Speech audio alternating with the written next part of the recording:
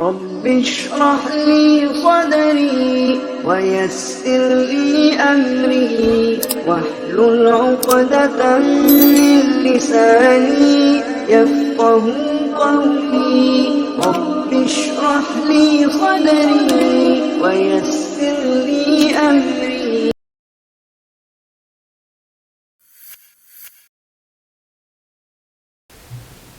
السلام عليكم ورحمة الله وبركاته. إن الحمد لله نحمده ونستعينه ونستغفره ونؤمن به ونتوكل عليه ونعوذ بالله من شرور أنفسنا ومن سيئات أعمالنا. من يهده الله فلا مضل له ومن يضلل فلا هادي له وأشهد أن لا إله إلا الله وأشهد أن محمدًا عبده ورسوله. أما بعد فإن خير الحديث كتاب الله وخير الهدي هدي محمد صلى الله عليه وسلم وشر الأمور محدثاتها وكل محدثة بدعة وكل بدعة ضلالة وكل ضلالة في النار. قال تعالى: يا أيها الذين آمنوا اتقوا الله حق تقاته ولا تموتن إلا وأنتم مسلمون. يا أيها الناس اتقوا ربكم الذي خلقكم من نفس واحدة وخلق منها زوجها وبث منهما رجالا كثيرا ونساء واتقوا الله الذي تساءلون به والأرحام إن الله كان عليكم رقيبا. يا أيها الذين آمنوا اتقوا الله وقولوا قولا سديدا يصلح لكم أعمالكم ويغفر لكم ذنوبكم ومن يطع الله ورسوله فقد فاز فوزا عظيما. اللهم صل على محمد وعلى آل محمد كما صليت على إبراهيم وعلى آل إبراهيم إنك حميد مجيد. اللهم بارك على محمد وعلى آل محمد كما باركت على إبراهيم وعلى آل إبراهيم إنك حميد مجيد. تمام قسم کی حمد و ثنا، کبریائی اور بڑائی اس اللہ عز و جل کے لیے لائق و زیبا ہے جس نے ہمیں اور آپ کو پیدا فرمایا، اور بیش بہا درود و سلام اس ذات مبارکہ مطہرہ پر جن کا نام نامی اسم گرامی احمد مجتبیٰ محمد مصطفیٰ صلی اللہ علیہ وسلم.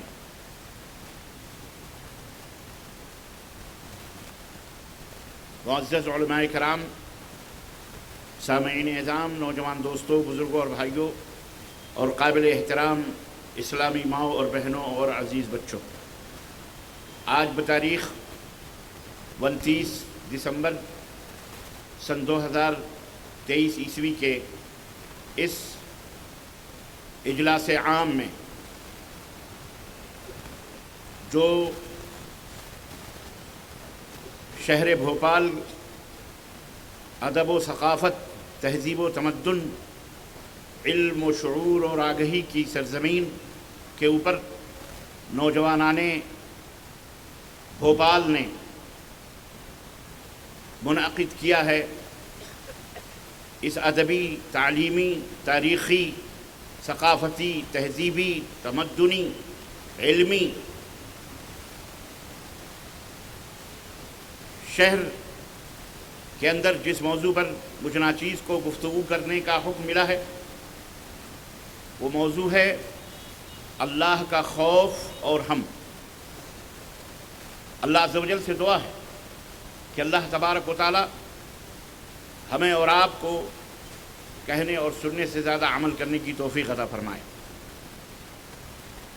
اور اللہ عز و جل ہماری گردنوں کو اور ہمارے ماں باپ کی گردنوں کو، آل اولاد، بیوی بچوں کی گردنوں کو، بھائی بہنوں کی گردنوں کو جہنم سے آزاد فرمائے، اور اللہ جس طرح ہم اکٹھا ہیں یہاں پر اسی طرح ہمیں جنت میں بھی اکٹھا فرمائے، اور ہمارے گناہوں کو اللہ تبارک و تعالی معاف فرمائے، اور ہمارے گناہوں کو، خطاؤں کو نیکیوں میں تبدیل فرمائے. آمین یا رب العالمین. عزیزان محترم، مشکور و ممنون ہوں میں اللہ کے شکریہ کے بعد اپنے ان احباب کا، دوستوں کا، علماء بھوپال کا، جمعیت اہل حدیث شہری جمعیت، ضلعی جمعیت اہل حدیث بھوپال کا، جنہوں نے اس ناچیز کو یاد کیا، اور آج سے نہیں بلکہ تقریباً کووڈ-19 یعنی کورونا سے پہلے کافی پیغامات اور گفتگو ہوتی رہی حاضری کے لیے، لیکن یہ میرے لیے انتہائی محرومی کی بات تھی کہ میں سرزمین ہند پہ نہیں تھا، ورنہ میں سر کے بل اس تاریخی اور اپنے باپ داداؤں کی سرزمین پر آتا، اپنے آبائی علمی تمدنی تہذیب اور تمدن کے اس سردھرتی پر آتا،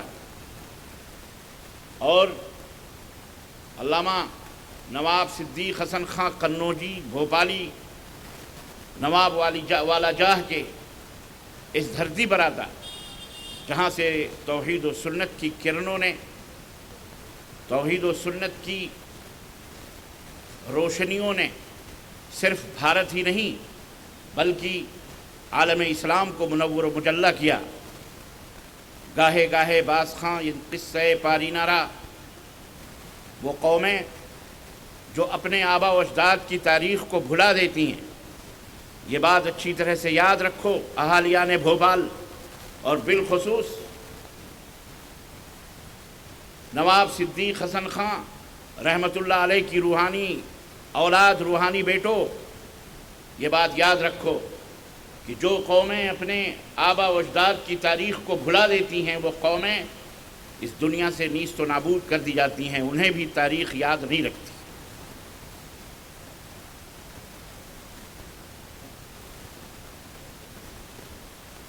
مدینہ یونیورسٹی کی زندگی میں ہمارے استاد محترم ڈاکٹر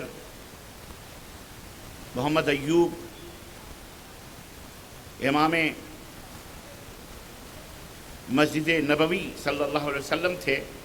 مجھے اچھی طرح سے یاد ہے قرآن کے موضوع پر مجھے مقالہ لکھنے کا موقع ملا تو میں نے علامہ نواب صدیق حسن خاں رحمۃ اللہ علیہ کو منتخب کیا، اور میں نے ان کی زندگی پر عربی میں ایک مقالہ لکھا۔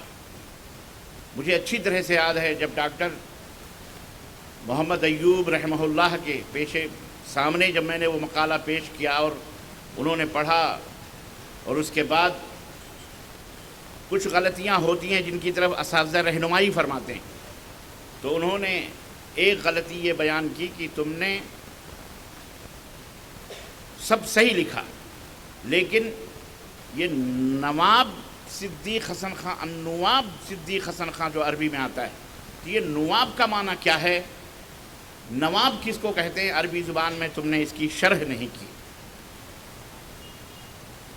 عزیزان محترم، آج مجھے ان کی سرزمین پر بیٹھ کر ان کی روحانی اولاد اہالیان بھوپال سے روبرو ہونے کا شرف حاصل ہو رہا ہے۔ بڑی بڑی ہستیاں یہاں تشریف لائیں، عرب و عجم کے اساتذہ یہاں تشریف لائیں، اور یہاں انہوں نے علم حاصل کیا ہے قرآن و سنت کا، توحید و سنت کا اس سرزمین پر، بھوپال کی سرزمین پر۔ علامہ اقبال ضرب کلیم جو ان کی اچھی خاصی پہلا حصہ ہے شاعری کا، علامہ اقبال نے وہ ضرب کلیم اسی دھرتی کے اوپر لکھا ہے۔ بعد میں شعراء نے اسے، اس زمین کو، بھوپال کو شہر غزل قرار دیا۔ یہ بدنصیبی کہہ لیں یا اردو ادب کی اپنی چالاکیاں ہیں، یہ شہر غزل نہیں، یہ شہر قرآن و سنت تھا، یہ شہر علم و ادب تھا۔ یہاں عربی، اردو، فارسی کا یہ شہر تھا جہاں سے عرب و عجم فائدہ اٹھاتے تھے۔ آپ کو معلوم ہونا چاہیے آج بھی وہ خاندان سعد بن عتیق کا، محمد بن سعد بن عتیق کا خاندان سعودی عرب کے اندر موجود ہے، جن کے آبا و اجداد نے آ کر یہاں علم حاصل کیا۔ آج بھی وہ خاندان موجود ہے شیخ الاسلام محمد بن عبد الوہاب نجدی رحمۃ اللہ علیہ کا، جن کے پڑپوتے شیخ الاسلام علامہ اسحاق رحمۃ اللہ علیہ نے یہاں علم حاصل کیا۔ بڑے بڑی ہستیاں یہاں پر آئی ہیں، بڑے بڑے لوگ آئے، علم و فن کے چاند اور ستارے یہاں آئے، اور انہوں نے اہالیان بھوپال، شاید آپ کو پتہ ہو انہوں نے پوری دنیا کو قرآن و سنت سے روشناس کرایا۔ بھارت کی سرزمین پر یہی ریاست بھوپال تھی، یہی شہر تھا، یہی ریاست تھی جہاں نماز کے وقت دکانیں بند ہو جایا کرتی تھی، جہاں قرآن و سنت کے مطابق یہاں فیصلے ہوتے تھے۔ نواب شاہ جہاں بیگم علیہ الرحمہ، اللہ ان کی قبر کو نور سے منور فرمائے، جنہوں نے اپنے سونے، چاندی اور ہیرے اور جواہرات کے خزانے علامہ نواب صدیق حسن خان رحمۃ اللہ علیہ کی قدموں پہ نشاور کر دیے۔ کس لیے نشاور کیے؟ جہاں انہوں نے بڑے بڑے محلات بنائے، بڑی بڑی مسجدیں، یہ تاج المساجد یہ انہی کی دین ہے۔ اس کے چاروں طرف جو یہ تالاب بنائے گئے ہیں یہ انہی کی دین ہے، بڑی بڑی مساجد، بڑی بڑی چیزیں یہ انہی کی دین ہے۔ آج میں جب ایئرپورٹ سے آ رہا تھا، راستے میں یقین مانیے میری نظریں ڈھونڈ رہی تھیں ہماری ثقافت کہاں گئی، ہماری تہذیب کہاں گئی، ہمارا تمدن کہاں گیا۔ یہ کھنڈرات آج ہم اپنی نگاہوں سے دیکھتے ہیں، رونا آتا ہے، خون کے آنسو رونے کی بات۔ وہ شہر جہاں سے توحید و سنت کی آوازیں بلند ہوئیں، وہ شہر شرک اور خرافات اور اوہام اور بد کرداری اور بے حیائی کا نمونہ بن جائے، عجیب و غریب بات ہے یہ۔ عزیزان محترم، اسی شہر سے علماء کے وظیفے جاری ہوئے تھے۔ علامہ اقبال کو اسی شہر سے وظیفہ پہنچتا تھا۔ آپ کے علم کے لیے میں بتاؤں، 500 درہم، جہاں 5 روپے میں اس وقت 5 روپے میں 1 تولہ سونا ملتا تھا، اس وقت علامہ اقبال کو 500 درہم ریاست بھوپال سے وظیفہ جاتا تھا، اور ان کے بال بچوں کے لیے 500 روپے الگ سے وظیفے جاتے تھے ان کے خرچے کے۔ حیرت کی بات ہے، آج جسے آپ دنیا کو، جس سرزمین سے آپ کے آبا و اجداد سیراب کر رہے تھے، آج وہ خود محرومیوں کا شکار ہو گئے۔ جو اجالوں کے ہم سفر تھے، جو دنیا کے اندر قرآن و سنت کی روشنیاں بانٹنے والے تھے، آج وہ اندھیروں میں ٹامک ٹوئیاں مارنے والے بن گئے۔ آج جہالتوں نے انہیں چاروں طرف سے گھیر لیا، آج تاریکیاں ان کے اوپر مسلط ہو گئیں۔ آج قرآن و سنت کا نام لینا ڈر اور خوف محسوس کرتا ہے یہاں کا نوجوان، کہ قرآن اور سنت کی تعلیم کے لیے آج غیر نہیں، خود اپنے دشمن راہوں کے اندر رکاوٹ بنے ہوئے ہیں۔ انتہائی حیرت اور انتہائی افسوس کی بات ہے۔ آپ کو پتہ ہے دنیا کے اندر وہ بخاری جس کو اصح الکتاب بعد کتاب اللہ کہا جاتا ہے، صحیح بخاری، سب سے زیادہ پڑھی جانے والی کتاب، قرآن کریم کے بعد دنیا کے اندر سب سے زیادہ صحیح کتاب صحیح بخاری ہے۔ امام بخاری رحمۃ اللہ علیہ نے اسے تصنیف کیا، اور جس کی شرح علامہ ابن حجر عسقلانی رحمۃ اللہ علیہ نے فتح الباری کی شکل میں جب کی، اس کی بہت ساری شروحات لکھی گئی ہیں۔ علامہ ابن حجر عسقلانی رحمۃ اللہ نے اس کی شرح لکھی، اور دنیا کے علماء نے کہا جس طرح لا فتح بعد مکہ، مکہ کے بعد اب کوئی فتح نہیں، اسی طرح سے فتح الباری کے بعد اب بخاری کی کوئی فتح، کوئی شرح اس کا مقابلہ نہیں کر سکتی۔ وہ فتح الباری جو قلمی نسخے سے تھی، جسے لوگ آج بھی لوگ دنیا کے مکتبات، ہمارے خاص طور سے بھارت کے اندر رہنے والے مدارس، نہیں بڑے بڑے علماء ان کے گھروں میں بخاری تو کیا، شرح فتح الباری تو کیا، بخاری کی ایک جلد بھی موجود نہیں ہوتی ہے، مدارس کے اندر رکھی جاتی ہے، بس تبرک کے لیے، یا تو بیماریوں سے شفا پانے کے لیے لوگوں نے ایک ذریعہ بنا لیا بخاری پڑھنے کا، جیسے قرآن پڑھنے کا مردوں پر، اور بیماریوں سے شفا پانے کے لیے بخاری کی تعلیم، بخاری پڑھی جاتی ہے۔ استغفر اللہ۔ وہ فتح الباری جو پوری دنیا جس سے محروم تھی، صرف قلمی نسخے پوری دنیا میں تھے، نواب بیگم شاہ جہاں نے اسی بھوپال کی سرزمین سے، عزیزان محترم، اسی بھوپال، آپ کی اسی شہر سے حکم دیا نواب صدیق حسن خان رحمۃ اللہ علیہ کو، فتح الباری کو انہوں نے لکھوایا، ٹائپ کروایا، اور ٹائپ کروا کر کے اسی بھوپال کی ریاست سے اسے چھپوایا گیا اور پوری دنیا میں اس کے نسخے پھیلائے گئے، اور آج تک اتنا دن گزر گیا، آج تک وہی نسخے فتح الباری کے آج علماء کے ہاتھ میں۔ آپ کے شہر سے یہ علم کا یہ اتنا بڑا تابناک روشن ستارہ پوری دنیا کو روشن کر رہا تھا، آج انہی کی روحانی اولاد علم سے بے خبر، قرآن سے دور، حدیث سے دور، اللہ سے دور، رسول سے دور۔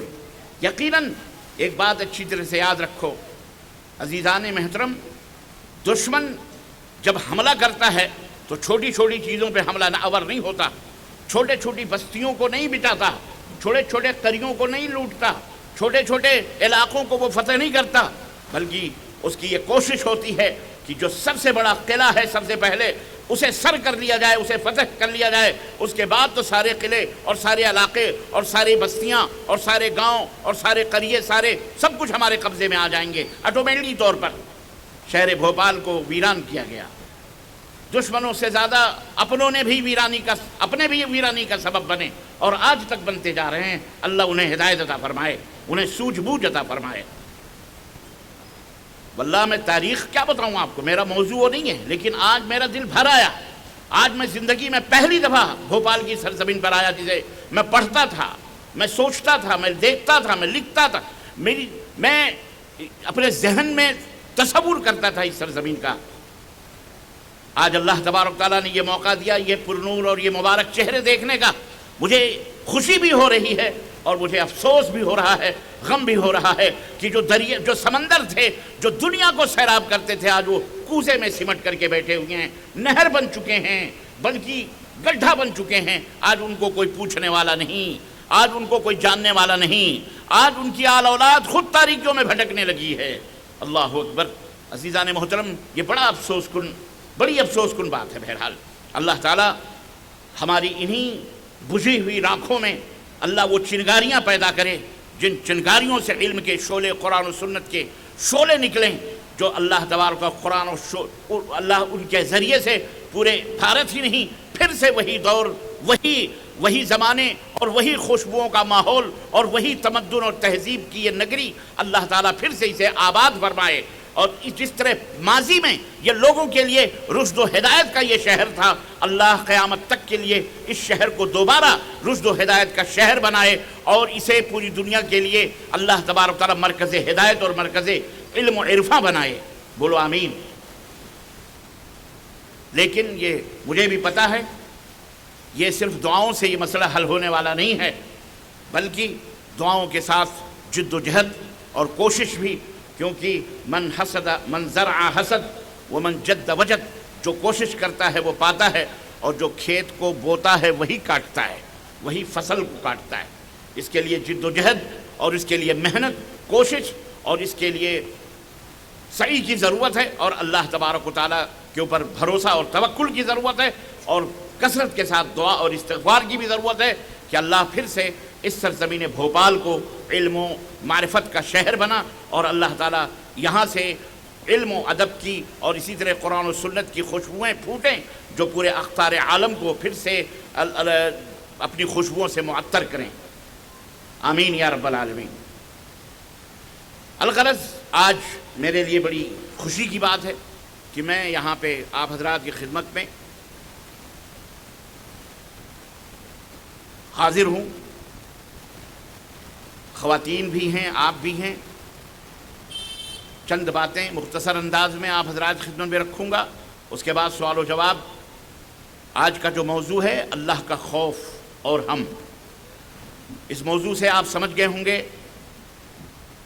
کہ یہ ایک انتہائی اہم اور بہت ہی بنیادی اور ضروری موضوع ہے۔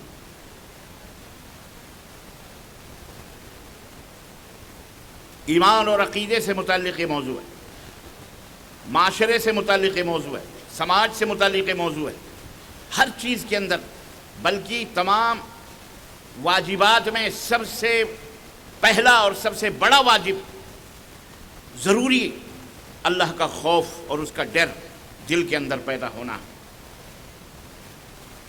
اللہ کے خوف کی تشریح کرنے سے پہلے آئیے یہ دیکھتے ہیں کہ ڈر یا خوف کا معنی اور مطلب کیا ہے، کس کو کہتے ہیں؟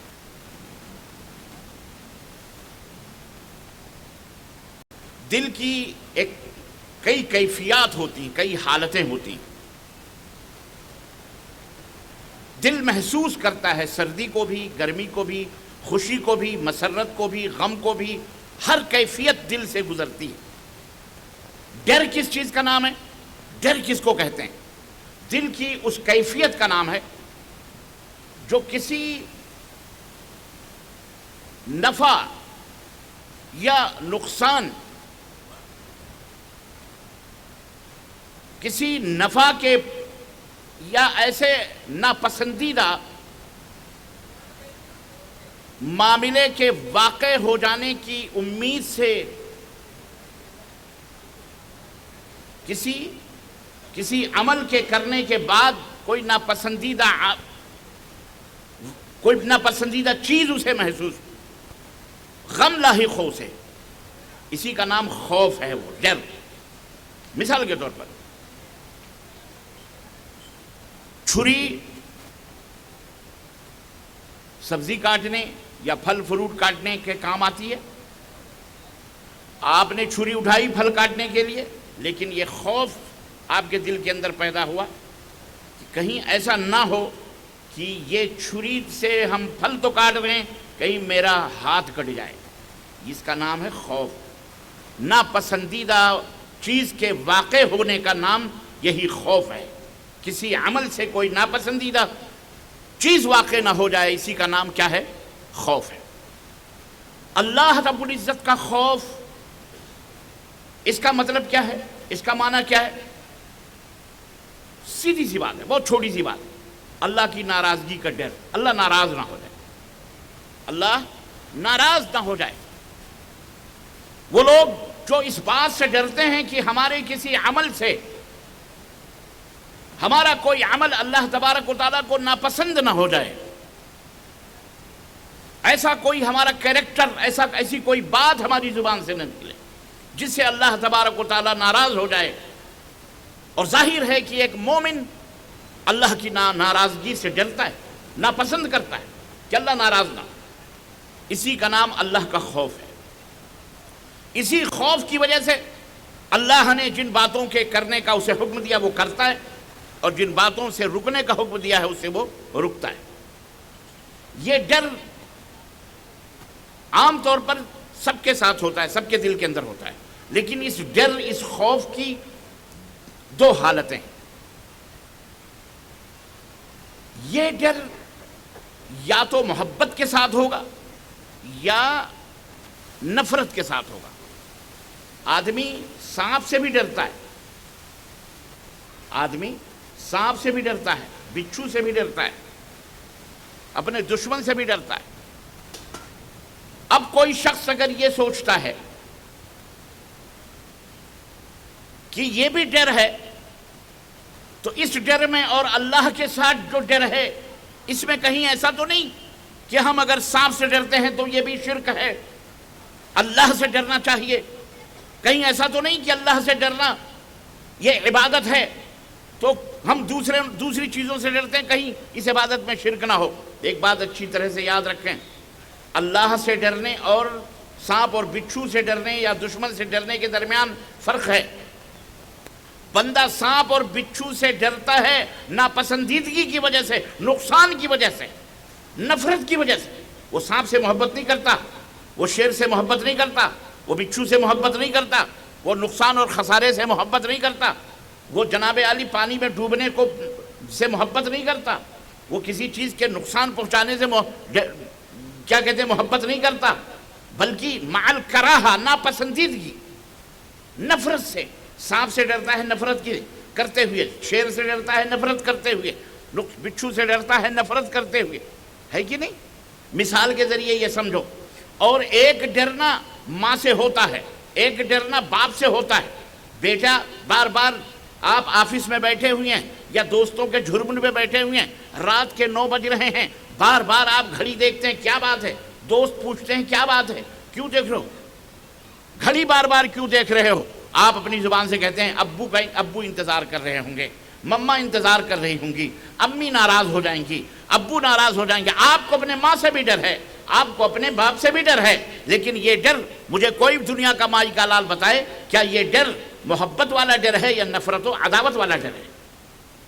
ظاہر ہے محبت والا ڈر ہے، پیار والا ڈر ہے، شفقت والا ڈر ہے، اماں ابو ناراض ہو جائیں گے اس کا ڈر ہے، محبت سے ہے، نفرت سے نہیں ہے۔ تو عزیزان محترم، بلا تمثیل اللہ تبارک و تعالیٰ سے جو ڈر بندوں کے دلوں کے اندر ہوتا ہے وہ کراہیت اور نفرت کے سبب نہیں بلکہ اللہ سے محبت کی سبب ہوتا ہے۔ اگر ہم یہ کہتے ہیں مجھے اللہ سے ڈر لگتا ہے، اگر میں یہ کام کروں گا تو اللہ ناراض ہوگا، تو یہ ناراضگی کوئی نفرت کی وجہ سے نہیں، ہمیں اللہ سے نفرت ہے اس لیے ہم اس سے ڈر رہے ہیں، کہیں اللہ ہم کو عذاب نہ نازل کر دے، یا اللہ ہماری گرفت نہ کر لے، یا اللہ ہماری سانس نہ روک لے، اللہ ہمارے کان کی سماعتیں نہ چھین لے، اللہ ہمارے آنکھوں کی بینائی نہ چھین لے، یا اللہ ہمیں اپاہج نہ کر دے۔ اس لیے نہیں ہم اللہ سے محبت کرتے ہیں، اس لیے ہم اللہ سے نہیں ڈرتے، بلکہ اللہ سے اس لیے ڈرتے ہیں کہ کہیں اللہ تبارک و تعالی ہم سے ناراض نہ ہو جائے، ہم سے اللہ تبارک و تعالی ناراض نہ ہو جائے۔ ہم اللہ سے محبت کرتے ہیں اور اس محبت میں کہیں دراڑ نہ پیدا ہو جائے تو اللہ تبارک و تعالی اپنی گرفت میں نہ لے لے، اس لیے ہم اللہ سے مع الحب محبت کے ساتھ ڈرتے ہیں۔ بات سمجھ میں آئی؟ اس کا مقام ایمان سے بھی بلند ہے۔ جی جناب عالی، ڈر یہ اسلام کی بلکہ دین کا بنیادی حصہ ہے۔ اگر کسی انسان کے دل میں اللہ کا ڈر نہیں ہے، اللہ کا خوف نہیں ہے، تو یہ بات کان کھول کر کے سن لو کہ وہ انسان مومن نہیں ہو سکتا، وہ آدمی مومن نہیں، وہ مرد یا عورت مومن نہیں، چاہے کوئی عالم ہو، چاہے کوئی صوفی ہو، چاہے کوئی صافی ہو، کوئی بھی ہو، انسان بحیثیت انسان اگر اس کے دل میں اللہ کا خوف نہیں ہے، اللہ کا ڈر نہیں ہے، تو یاد رکھو وہ آدمی مومن ہو سکتا۔ یہ بات کلیئر ہے، صاف ہے، واضح۔ اللہ رب العزت نے فرمایا قرآن کریم کے اندر کہ ان الذین یخشون ربہم بالغیب لہم مغفرۃ ورزق واجر کبیر، یقیناً وہ لوگ جو غیب اللہ تبارک تعالیٰ سے ڈرتے ہیں، بالغیب تنہائیوں میں، پوشیدگی میں اللہ سے ڈرتے ہیں، خلوت ہو یا جلوت ہو، اللہ کو انہوں نے دیکھا نہیں، اللہ سے ڈرتے ہیں۔ اللہ سے ڈرتے ہیں مطلب اللہ کی نافرمانی نہیں کرتے، چاہے خلوت ہو چاہے جلوت ہو۔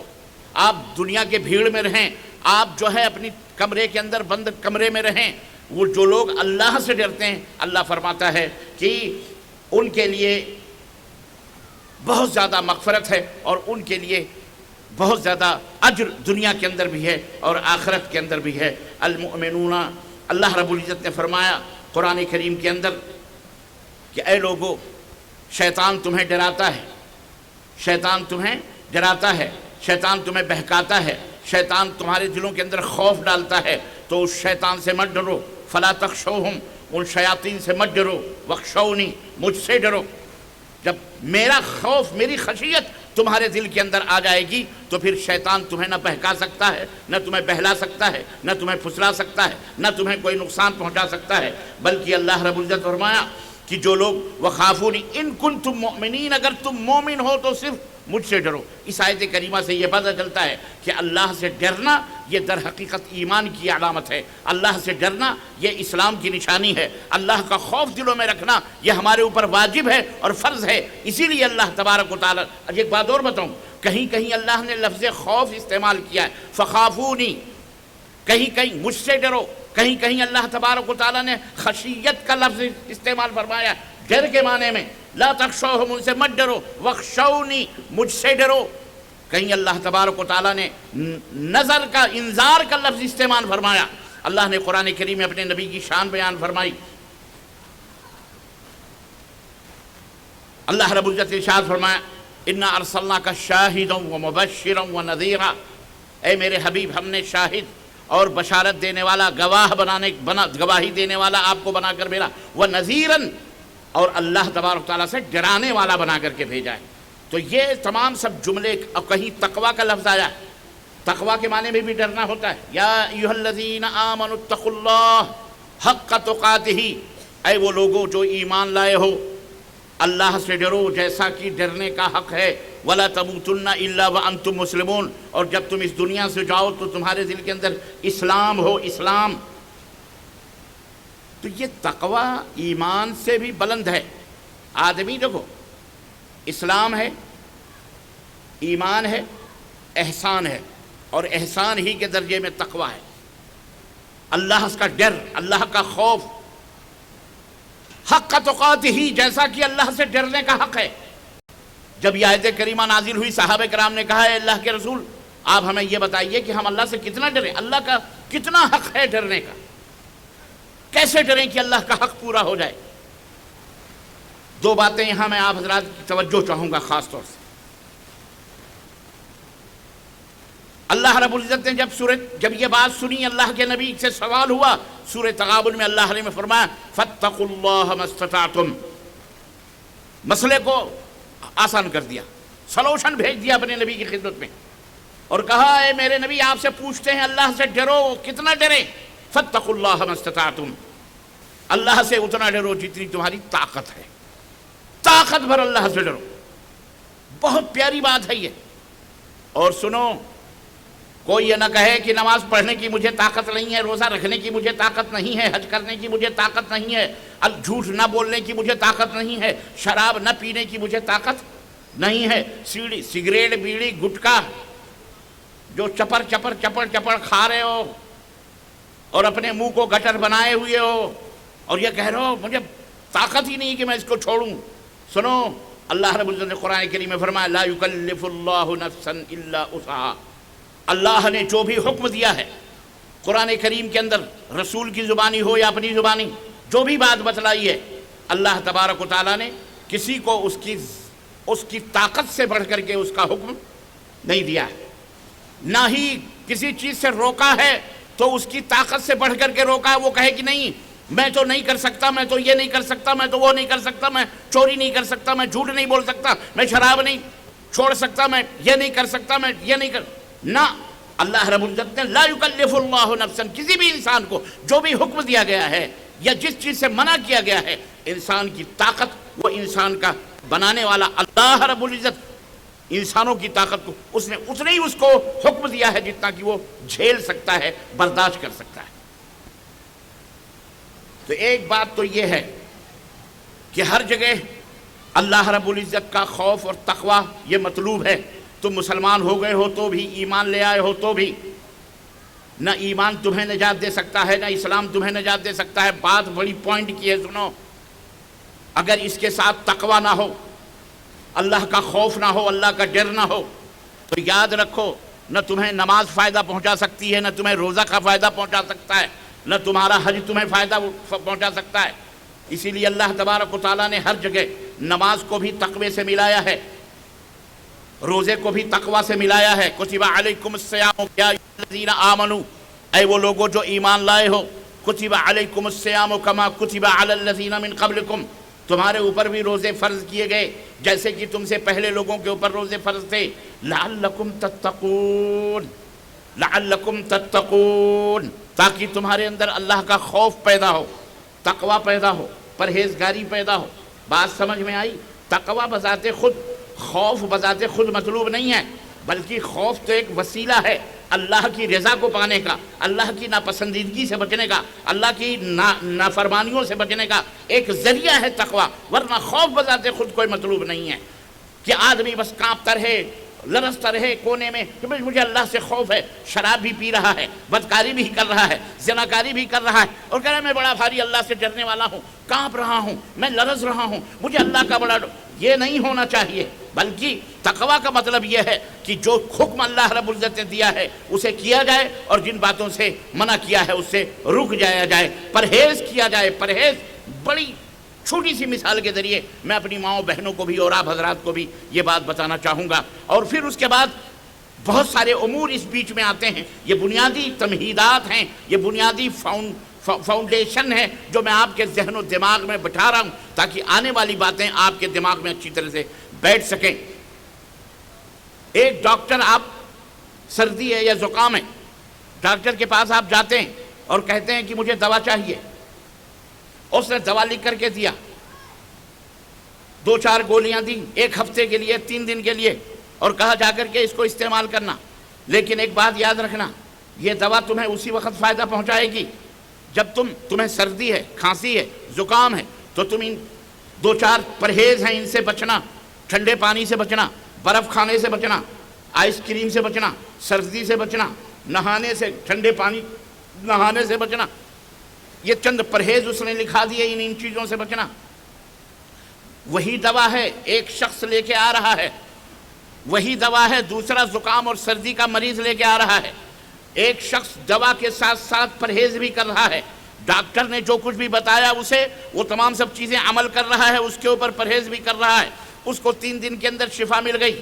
دوسرا مریض جو دوا تو کھا رہا ہے لیکن ڈاکٹر کے مشورے کے مطابق وہ عمل نہیں کر رہا، وہ پرہیز نہیں کر رہا، وہ آئس کریم بھی کھا رہا ہے، برف بھی کھا رہا ہے۔ چوتھے دن ڈاکٹر کے ڈسپنسری میں پہنچتے ہی اس نے پوٹلے دوا کے پٹک دیے اور اس نے کہا آپ نے تو کہا تھا میری طبیعت صحیح ہو جائے گی، یہ تو 4 دن ہو گئے، آپ نے جو دوائیں دی تھیں ان دواؤں سے تو کوئی فائدہ ہی نہیں ہے۔ تو یہ بتاؤ یہ غلطی ڈاکٹر کے دوا کی ہے یا غلطی اس مریض کی ہے جس نے ڈاکٹر کے مشورے پہ عمل نہ کر کے پرہیز نہیں کیا؟ ہر عقل مند کہے گا کہ یقیناً اس مریض کی غلطی ہے، ورنہ وہی دوا ہے، وہی بیماری ہے، ایک بندے کو شفا مل رہی ہے اور ایک بندہ اسی سے اور مریض ہوتا جا رہا ہے اور مرض بڑھتا جا رہا ہے، اس کا اور بیماری اس کی بڑھتی جا رہی ہے، اسے شفا نہیں ملی۔ آپ یہی کہو گے وجہ یہ ہے کہ پہلے والا جو دوا کھا رہا تھا وہ ڈاکٹر کے مشورے پر عمل کرتے ہوئے پرہیز کے راستے سے گزر کر کے اس نے خود کو صحت مند بنا لیا، لیکن دوسرا جو مریض تھا اس نے دوا تو کھائی لیکن اس نے پرہیز نہیں کیا، اس لیے اس دوا کا کوئی اثر نہیں ہوا۔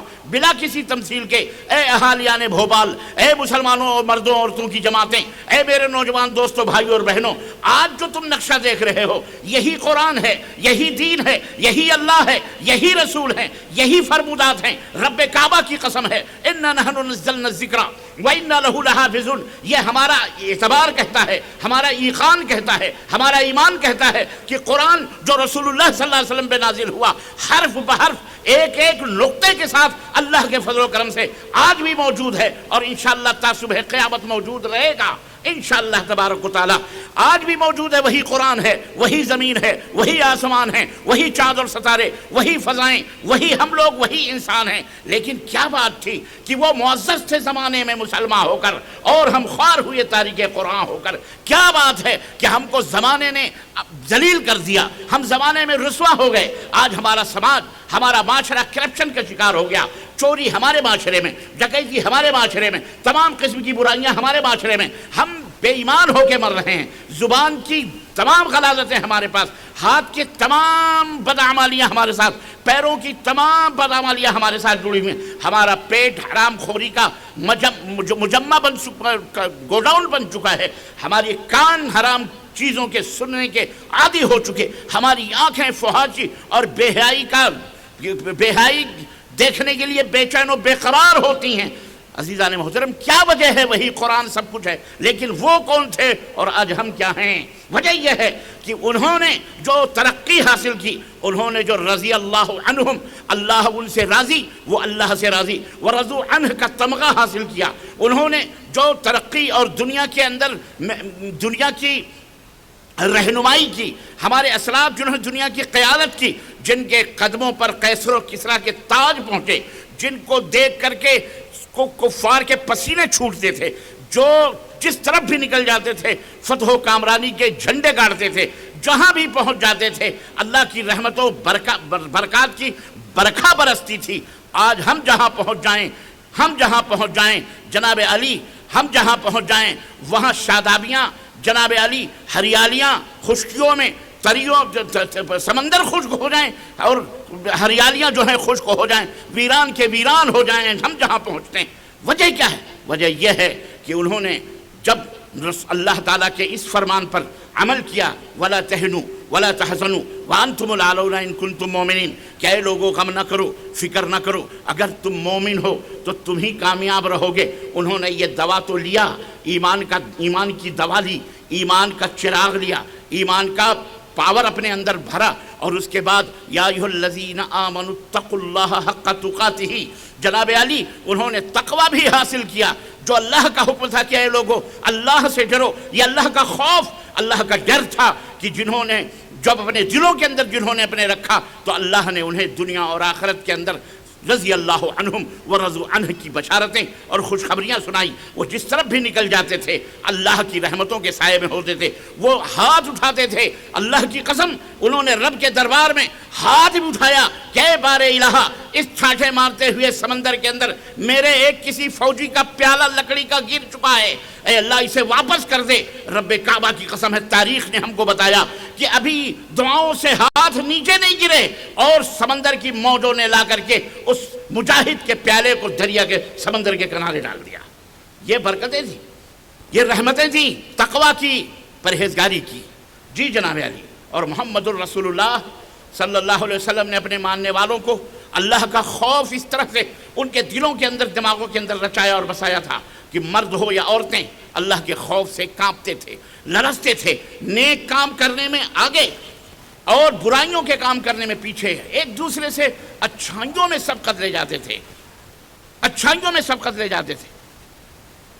سیدنا ابو بکر صدیق رضی اللہ اور میں صحابہ کی شروعات کرنے سے پہلے یہ سمجھو جتنے بھی انبیاء اور رسول آئے سب کے دلوں کے اندر اللہ کا ایمان بھی تھا اور اللہ کا تقوی بھی تھا, اللہ کا خوف بھی تھا.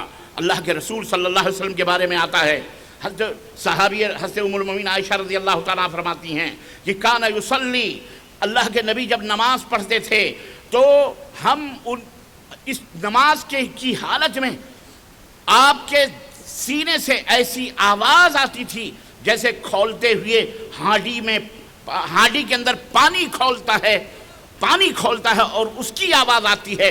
اس طرح سے نبی کریم صلی اللہ علیہ وسلم کے رونے کی آواز اس طرح سے آپ کی تلاوت کلام پاک کے ساتھ آتی تھی, روتے تھے اللہ کے نبی صلی اللہ علیہ وسلم. حضرت ابو بکر صدیق رضی اللہ تعالیٰ عنہ, آپ کو پتہ ہی ہے ان کے جنتی ہونے میں کوئی شک ہاں کسی مومن کو نہیں ہے, کسی مسلمان کو شک نہیں ہے.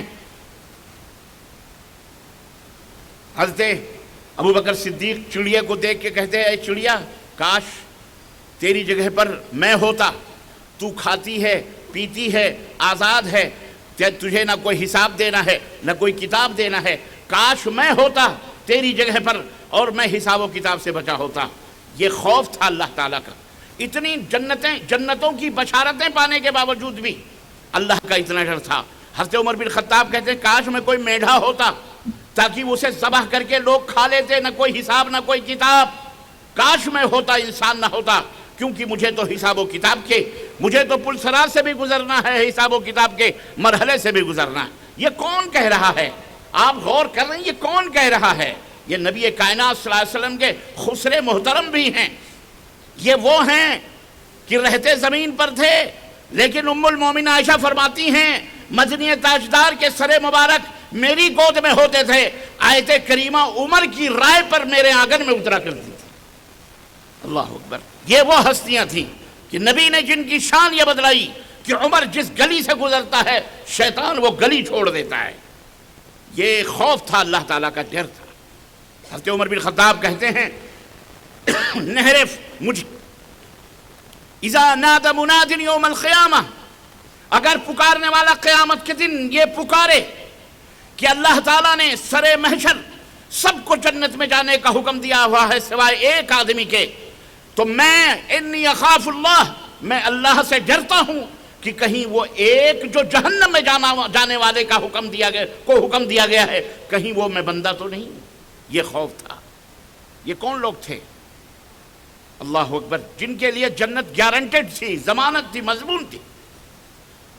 کہتے ہیں دریائے دجلہ کے کنارے اگر کوئی کتا مر گیا بھوکا اور پیاسا تو مجھے ڈر ہے اللہ سے, خوف ہے اس بات کا کہ کل قیامت کے دن اللہ تعالیٰ مجھے اس کے بدلے روک نہ لے اور اس سے میرا حساب و کتاب لے لے. یہ ہمارے اسلاف تھے, انبیاء علیہم السلام تھے. میرے عزیزوں, میرے دوستوں, کہاں ہم اور کہاں یہ اللہ کا خوف اور اللہ کا ڈر ان کے دلوں میں. سنو, میں آؤں گا نتیجے پر اور آگے کہ اللہ کے نبی نے کیسے اپنے ماننے والوں کے دلوں میں خوف, اللہ کی خشیت اور تقوی جیسی یہ نورانیت کو کیسے انہیں بھر دیا تھا, کیسے انہیں سنبھالا تھا, وہ میں بتاؤں گا آپ کو. پہلے آگے بڑھتے ہیں, یہ دیکھتے ہیں.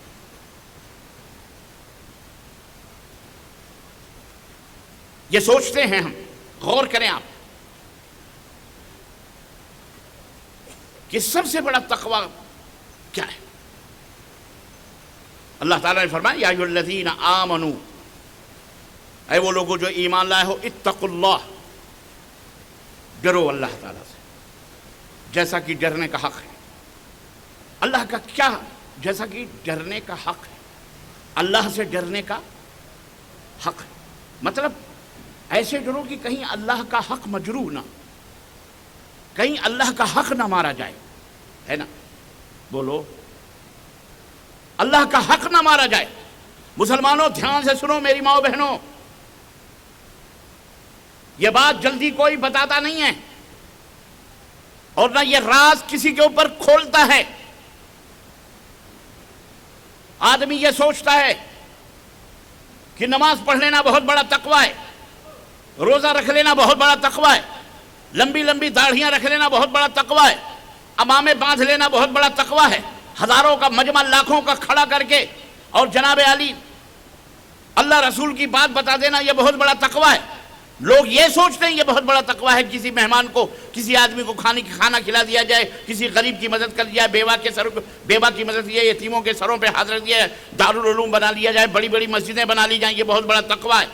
آدمی یہ سوچتا ہے یہ بہت بڑا تقوی ہے، لیکن اہل بھوپال کے لوگوں اور میری ماؤں بہنوں غور سے سنو، اسلام کی نظر میں، اللہ کی نظر میں، رسول کی نظر میں سب سے بڑا تقوی کیا ہے؟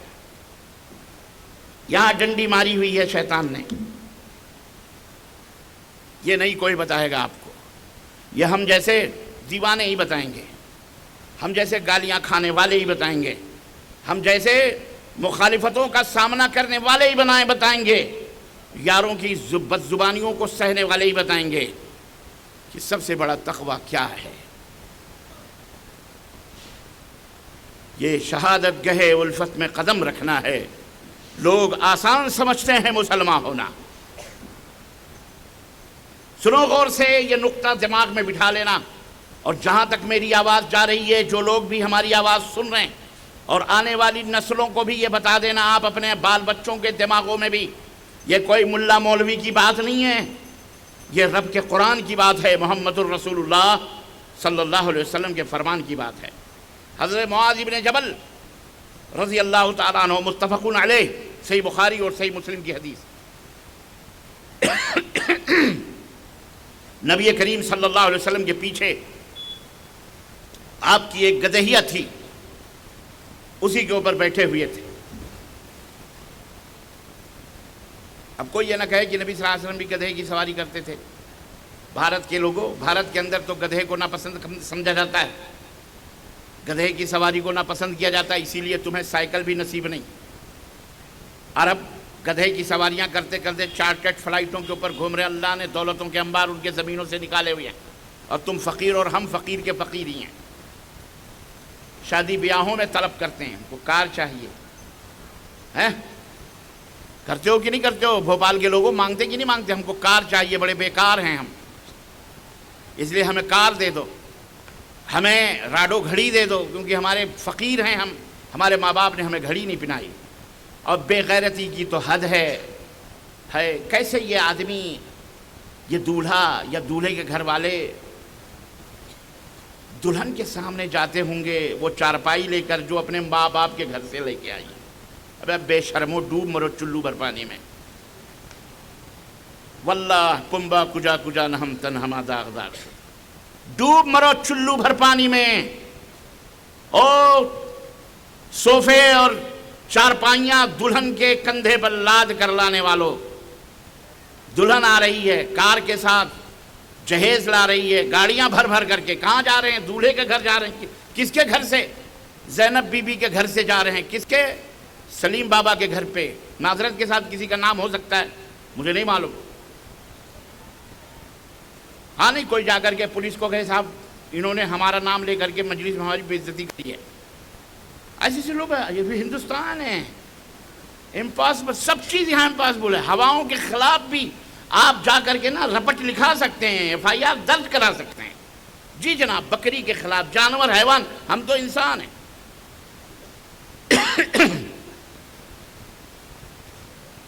کیسے جاتا ہوگا یہ شوہر، اور اس چارپائی پہ کیسے سوتا ہوگا یہ جو دلہن اپنے باپ سے لے کے آئی ہے، اس بیڈ شیٹ کو، اس گدے کو، اس چارپائی کو، اس فین کو، اس کار کے اوپر کیسے بیٹھتا ہوگا یہ منحوس، یہ بھکاری، یہ خناس، سماج کا کینسر۔ اللہ اسے کوئی لڑکی نہ دے جو اس طرح کا طلب کرے، اس طرح کی جہیز مانگے، اللہ اسے کوئی لڑکی نہ دے اپنی بیاہنے کے لیے۔ یہ ترس جائے بیوی کے لیے۔ اپنے سماج کو ان گندگیوں اور غلاظتوں سے پاک کرو۔ مرد بنو، نامرد نہ بنو۔ مرد وہ ہوتا ہے جو عورت کو کما کے کھلاتا ہے، سر کے چوٹی سے لے کر کے اور ناخن کے پیر کے پازیب تک، تلوے تک پہناتا ہے، اڑاتا ہے، کھلاتا ہے، وہ مرد ہوتا ہے۔ اور جو بھکاری ہوتا ہے وہ شادی کے وقت گھر سجاتا ہے، سنوارتا ہے، اور اس سے پہلے دولہے کی قیمت لیتا ہے۔ میرا بیٹا ڈاکٹر بن گیا، میرا بیٹا انجینئر بن گیا، میرا بیٹا فرنیچر بن گیا، میرا بیٹا بہت بڑا اسپیکر بن گیا، بہت بڑا انسپیکٹر بن گیا، اتنا پیسہ دو، 10 لاکھ دو، 20 لاکھ دو، 25 لاکھ دو، 50 لاکھ دو، باقاعدہ ڈیمانڈ کرتے، وہ الگ۔ مسلمانوں، غلط روی سے منازل کا بعد بڑھتا ہے، غلط روی سے منازل کا بعد بڑھتا ہے۔ مسلمانوں، روش کارواں بدل ڈالو، اللہ کے لیے اپنے سماج کو، اپنے معاشرے کو ان گندگیوں سے پاک و صاف کرو، ان غلاظتوں سے پاک و صاف کرو اپنے معاشرے اور سماج کو۔ حرام ہے یہ تمام سب چیزیں۔ بارات کے نام پر 50 قسم کی بریانیاں، 50 قسم کی کھانے کھاتے ہو۔ بھوپال میں تو کھانے پینے کا یہ خابش ہے، جہاں بھی مسلمان ہیں کھانے پینے کا ہی سمجھو، پیدا ہی ہوئے کھانے پینے کے لیے۔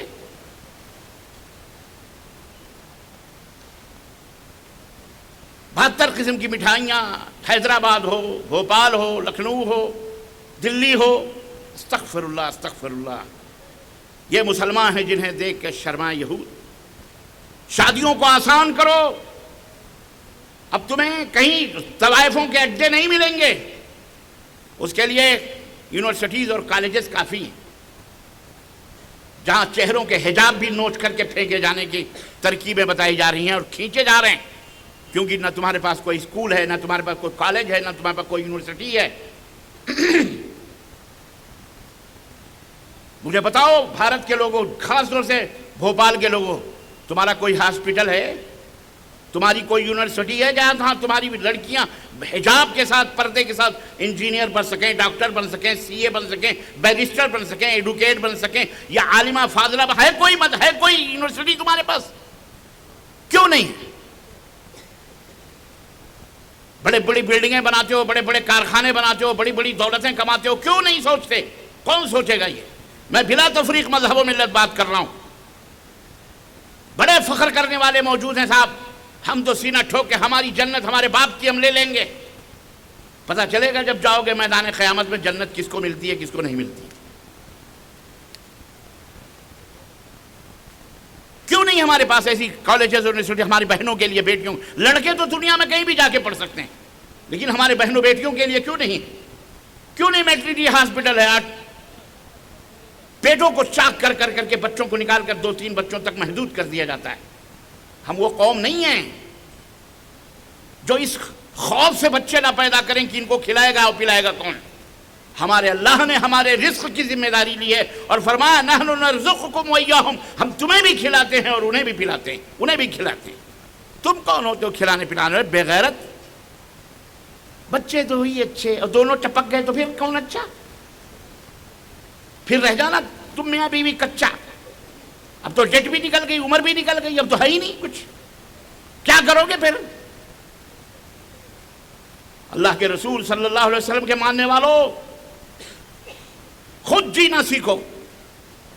جی جناب، اسی بھارت کے اندر بہت ساری غیر مسلم قومیں ہیں جنہوں نے اپنے وقار کو، اپنی تہذیب کو، اپنے دین کو، اپنے مذہب کو، غلط ہی صحیح، انہوں نے بچا کے رکھا ہے، سنوار کے رکھا ہے۔ وہ دیش کو بھی دیتے ہیں، خود بھی اپنے سماج کو بھی دیتے ہیں، اور آج ہم بھکاری بنے ہوئے حکومت سے مانگ رہے ہیں حکومت۔ آپ نے حکومت کو کیا دیا؟ آپ نے ہمارے مریض جا کر کے ہاسپٹلوں کے دروازوں پہ تڑپ تڑپ کے مرتے ہیں، ہماری عورتیں پیٹ کٹا کٹا کے بچے نکلواتی ہیں۔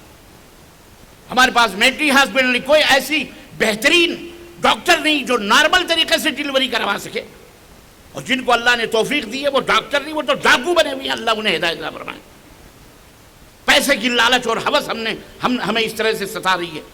یاد رکھو، حرام کھاؤ گے تو تمہاری نماز، تمہارے روزے کوئی بھی تمہاری کسی کام کے نہیں آئیں گے، یاد رکھو، نہ دعائیں کام آئیں گی۔ ہماری بربادی کا ایک سبب یہ بھی ہے کہ ہمارے دل سے اللہ کا خوف نکل گیا۔ شادی بیاہ ہو، لین دین ہو، بزنس ہو، تجارت ہو۔ میں وہ شہر نہیں بتاؤں گا، میں اس شہر میں گیا، تقریر ہوئی یو پی کے اندر، مجھے کسی نے میرے کان میں پھونک دیا تھا کہ یہ وہ شہر ہے جہاں 2 گھنٹے کے اندر نئی سے نئی کاریں پرانی کاروں میں تبدیل ہو جاتی۔ میں نے کہا وہ کیسے؟ بولے دلی میں چوری ہوتی ہے، دلی سے اٹھائی جاتی ہے، 2 گھنٹے میں یہاں آگے کباڑ خانے میں تبدیل کر دی جاتی ہے۔ کون کرتا ہے؟ بولے یہ سارے بیوپاری مسلمانوں کے۔ استغفر اللہ۔ کیا ہوا؟ بولے مودی جی آئے تو انہوں نے یہ پوری مارکیٹ ہی بھسم کروا دی، بلڈوزر چلوا دیا، ختم کرو یہ۔ صحیح کیا، ہم تو سیلوٹ کرتے ہیں، سدھرو تو صحیح کسی طرح سے۔ ادھر کے ڈنڈے سے نہیں سدھرتے، قرآن و سنت کے ڈنڈے سے، تو سلطان اور بادشاہ کے ڈنڈے سے تو سدھرو۔ ہمارے مولویوں کی بھی یہی حالت ہے، پارلیمنٹوں میں بیٹھ کے 3 طلاق 3 طلاق 3 طلاق 3 طلاق 3 طلاق، فٹافٹ حلالہ مارا ڈنڈا ایسا چپاٹ کہ اب بیٹا دیو طلاق 3، پتہ چلے گا جاؤ جیل کے اندر 3 سال۔ اب مارے ڈر کے شوہر ہی کانپ رہا ہے۔ ان اللہ یضع بالسلطان ما لا یضع بالقرآن۔ حضرت عثمان غنی نے کہا تھا اپنے دور میں کہ اللہ کبھی کبھی بادشاہ کے ڈنڈے سے وہ کام لیتا ہے جو قرآن سے بھی نہیں ہو سکتا ہے۔ انہیں قرآن حدیث بتاتے ہوئے کہ کسی نے اگر اپنی بیوی کو ایک مجلس میں 3 طلاق دے دیا تو ایک ہی طلاق ہوگی، رجعی ہوگی، اللہ کا فرمان ہے، رسول کا فرمان ہے، صحابہ کا اجماع۔ لیکن اس مولوی کے اس خر دماغ میں، اس پنچ میں، اس کھوپڑی کے اندر یہ بات قرآن و حدیث کی نہیں آئی، تو پارلیمنٹ سے قانون بنا کر اس کے دماغ میں ڈالی گئی، ایسے نہیں مانتا تو ایسے مان۔ بات سمجھ میں آ رہی کہ نہیں آ رہی؟ تو نہیں سدھرو گے تو ایسے سدھارے جاؤ گے۔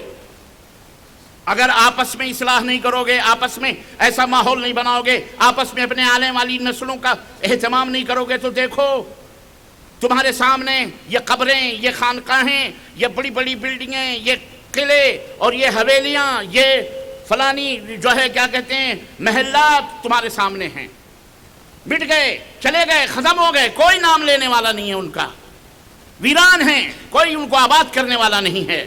اس لیے اے میرے مسلمان بھائیوں، اللہ کے لیے، اللہ کا خوف دل کے اندر رہتے ہوئے اللہ کے لیے سدھرنے کی کوشش کرو، اپنے ہندوستان کے لیے، اپنے آنے والی نسلوں کے لیے، اپنے دین کے تحفظ اور اس کی بقا کے لیے، اور سب سے پہلے خود کو سدھرنے کے لیے کم از کم اس سرزمین پر اپنے یونیورسٹیز بناؤ، اپنے کالجز بناؤ، اپنے بچوں کے مستقبل کی فکر کرو، اپنے مدارس بناؤ، اپنے دین پھیلانے کا ذریعہ بنو، خود بھی دوسروں کو بھی، غریبوں، بیواؤں، یتیموں، مسکینوں کی مدد کرو۔ شادی بیاہ میں کم سے کم خرچ کرو۔ اللہ کے رسول صلی اللہ علیہ وسلم فرمایا وہ شادیاں بڑی بابرکت ہوتی ہیں جو سب سے کم خرچے میں ہوتی ہیں۔ نبی کائنات نے اپنی بیٹی کی بھی شادی فرمائی، شادی کی۔ حضرت علی نے کہا میں شادی کرنا چاہتا ہوں، نبی کائنات نے کہا مہر لاؤ۔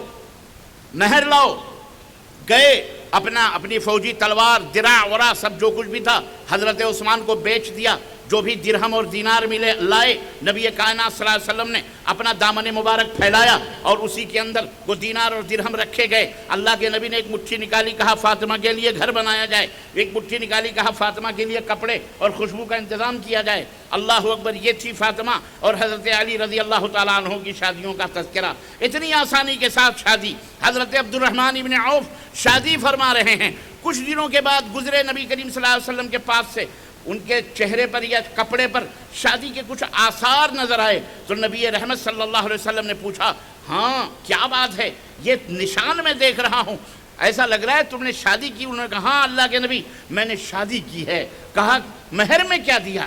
کہا ایک کھجور کی جو گٹھلی ہوتی ہے اس کے برابر مہر میں نے سونا دیا ہے اور اس کے اوپر میں نے شادی کی ہے۔ اللہ اکبر، اللہ اکبر. اللہ کے نبی نے فرمایا ولیمہ کر لیا؟ کہا نہیں. کہا اولیموا لو بشاۃ، ولیمہ کرو بھلے ایک بکری ہی کیوں نہ ہو. تو ولیمہ ہمارے اوپر ہے، ولیمہ لڑکے کے اوپر ہے، شادی کا کھانا لڑکے کے اوپر ہے کہ وہ اپنے دوست کو، اپنے اعزاء اقارب کو جتنی اس کی حیثیت ہے اس حساب سے وہ کھلائے پلائے، اس میں بھی وہ اسراف نہ کرے، فضول خرچی نہ کرے کہ جناب علی 72 قسم کے کھانے پکوائے، 72 قسم کی مٹھائیاں پکوائے، 72 قسم کے جناب علی پتہ نہیں کیا کیا اعلیٰ بالا 72 جو کچھ بھی. آج پیٹ نہیں انڈیا گیٹ بنا لیا ہے، لوگوں نے اتنا کھاتے ہیں، اتنا کھاتے ہیں، اتنا کھاتے، اللہ کی پناہ یہ بیمار ہو جاتے ہیں.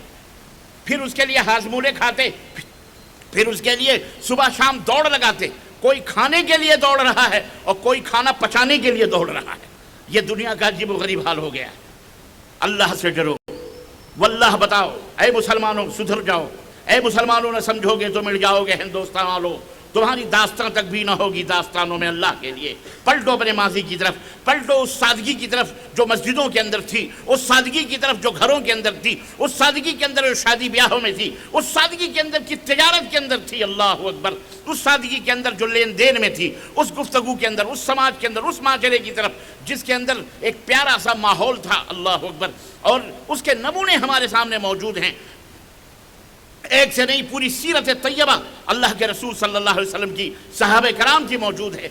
بڑے فخر کی بات ہے اور انتہائی افسوس کی بھی بات ہے. فخر کی بات یہ ہے کہ ہم ایک تابناک ماضی رکھتے ہیں، ہم ایک تابناک سیرت رکھتے ہیں، ہم ایک روشن تاریخ رکھتے ہیں، ہم عروج و زوال کا کے سمجھنے اور پرکھنے کا ہم ایک پیمانہ ہمارے پاس موجود ہے، کسوٹی موجود ہے. اس کے اوپر ہمارے فخر ہے اور افسوس اس بات کا ہے کہ ہم یہ تمام سب رکھنے کے باوجود بھی ہم ذلیل و رسوا ہیں.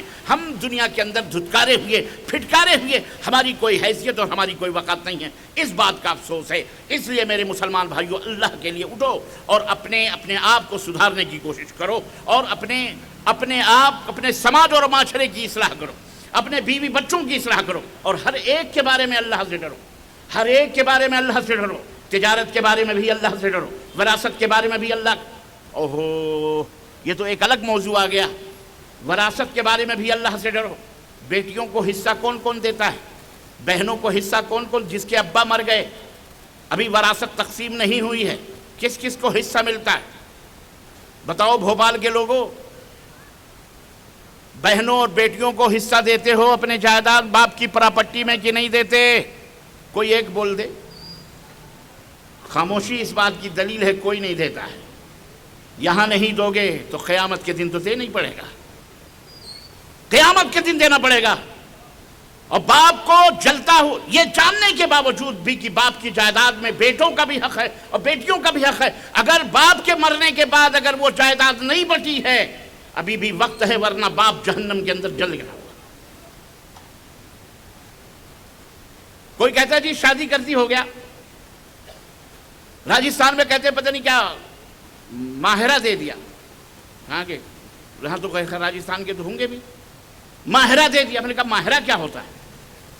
وہ بولتے جی وہ شادی ودی میں خرچ ورچ جو ہوتا ہے اسی کو شاید ماہرہ بولتے. ہو گیا.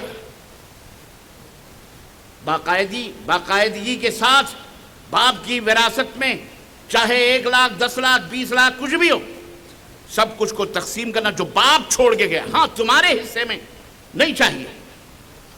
میری بہنیں بتائیں گی اور مجھے بتانا میری بہنوں لکھ کر کے کہ تمہیں حصہ ملتا ہے کہ نہیں ملتا ہے، تاکہ سوال و جواب کی اس نشست میں اس کا جواب دوں گا. حصہ دو اپنی بہنوں کو، بیٹیوں کو. شادیوں میں تو بڑے خرچ کرتے ہو، جہیز لینے میں تو اتنا بڑا منہ بن جاتا پتیلے جیسا، اور دینے کے لیے کہاں چلے جاتے ہو؟ اللہ سے ڈرو. خیر سب سے بڑا سب سے بڑا تقوی کیا ہے؟ آؤ میں پھر وہاں چلتا ہوں، وہاں وہ بتا کے پھر میں آگے بڑھتا ہوں. اور وہ سمجھ میں اگر وہ بات آ گئی تو انشاءاللہ تبارک و تعالی 95% اگر بات سمجھ میں آ گئی اور اس کو عملی جامہ پہنا دیا گیا تو 95% انشاءاللہ علاج ہو گیا انشاءاللہ تعالی. یہ سمجھو کہ معاشرہ ہمارا اللہ کے غضب سے بچ گیا. اور ورنہ اللہ کے غضب سے نہ کوئی مفتی بچا سکتا ہے، نہ کوئی مولوی، نہ کوئی مقرر، نہ کوئی خطیب، یاد رکھو۔ حضرت معاذ ابن جبل کی وہ روایت گدھے پہ آئی تھی کہ تم گدھا کو تم نے حقیر سمجھا، آج تم خود حقیر ہو گئے۔ اللہ کی مخلوق ہے، کوئی حقیر وقیر نہیں ہے۔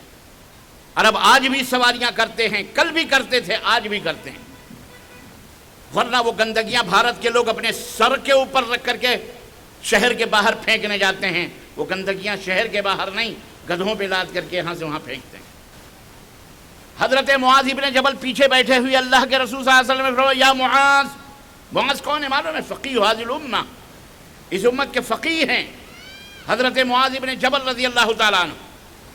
کیا شان تھی نبوت کی یارو، سیرت پڑھو، ہر فیلڈ کے لوگوں کو نبی نے تیار کر رکھا تھا۔ یہ رضاکاران بنے ہوئے الحمدللہ ہمارے نوجوانوں نے رضاکار بنائے ہوئے ہیں۔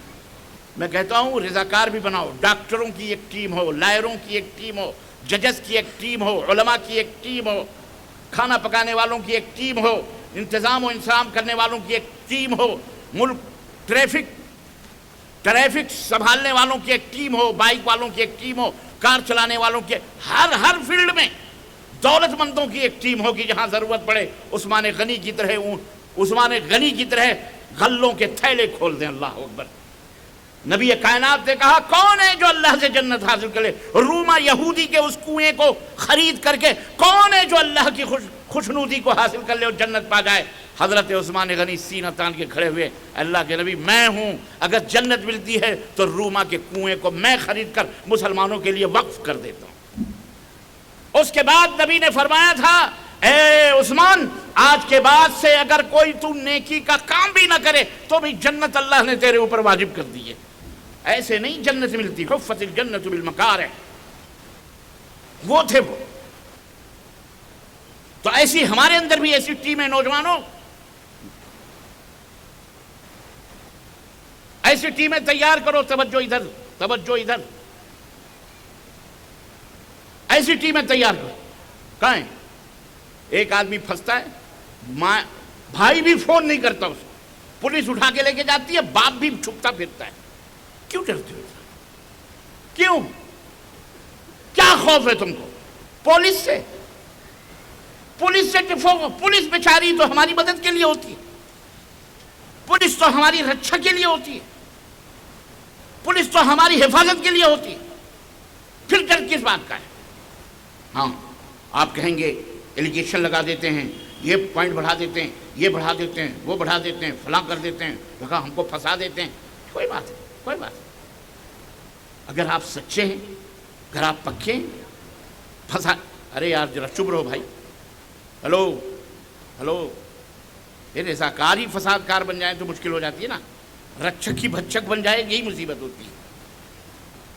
آپ لوگ خاموشی اختیار کرو۔ یہ پھنسا دیتے ہیں، وہ پھنسا دیتے ہیں، لیکن ایک بات ہے یاد رکھو، اللہ تبارک و تعالی صبر کرنے والوں کے ساتھ ہے۔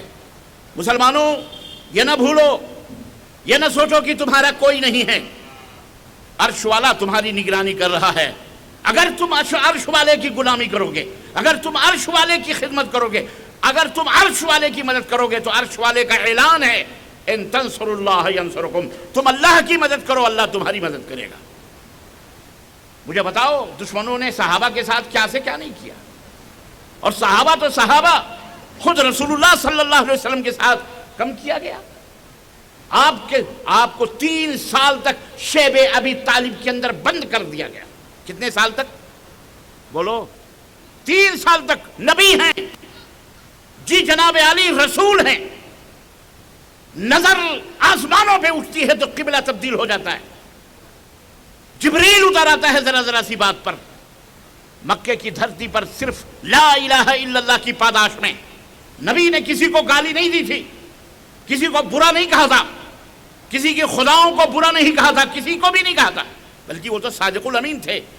لیکن جب نبی کی زبان سے توحید کا کلمہ نکلا تھا، سب سے پہلا گالیوں کا پتھر اگر آیا تھا تو خود اپنے ہی گھر سے آیا تھا، چچا ابو لہب نے ہی گالیوں کا پتھر پھینکا تھا۔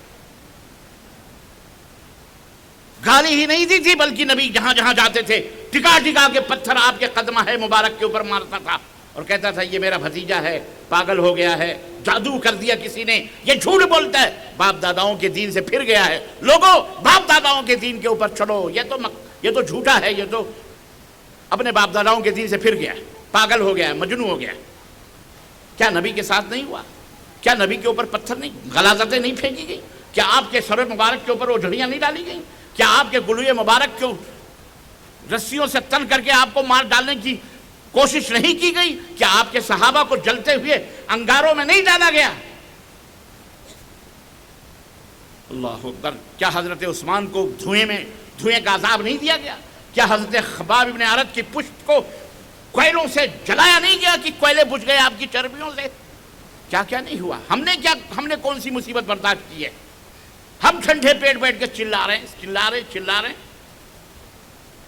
اللہ کے بندو، کچھ دین کی خدمت کرو، اللہ کی مدد کرو تو اللہ تمہاری مدد کرے۔ تم تو اپنے پیٹ کی مدد کیے بیٹھو۔ ہمارے گھر بھی ڈوزر سے گرا دیا، ہمیں فلانی چیز پہ پابندی لگا دی، ہمیں صرف بکرے کا گوشت کھانے کے اوپر پابندی رکھی، وہ جناب علی بڑے کا گوشت کھانے سے منع کر دیا، ایسی کی تیسی، ایک دن نہیں کھاؤ، 2 دن نہیں کھاؤ، گوشت بغیر کھائے مر جاؤ گے۔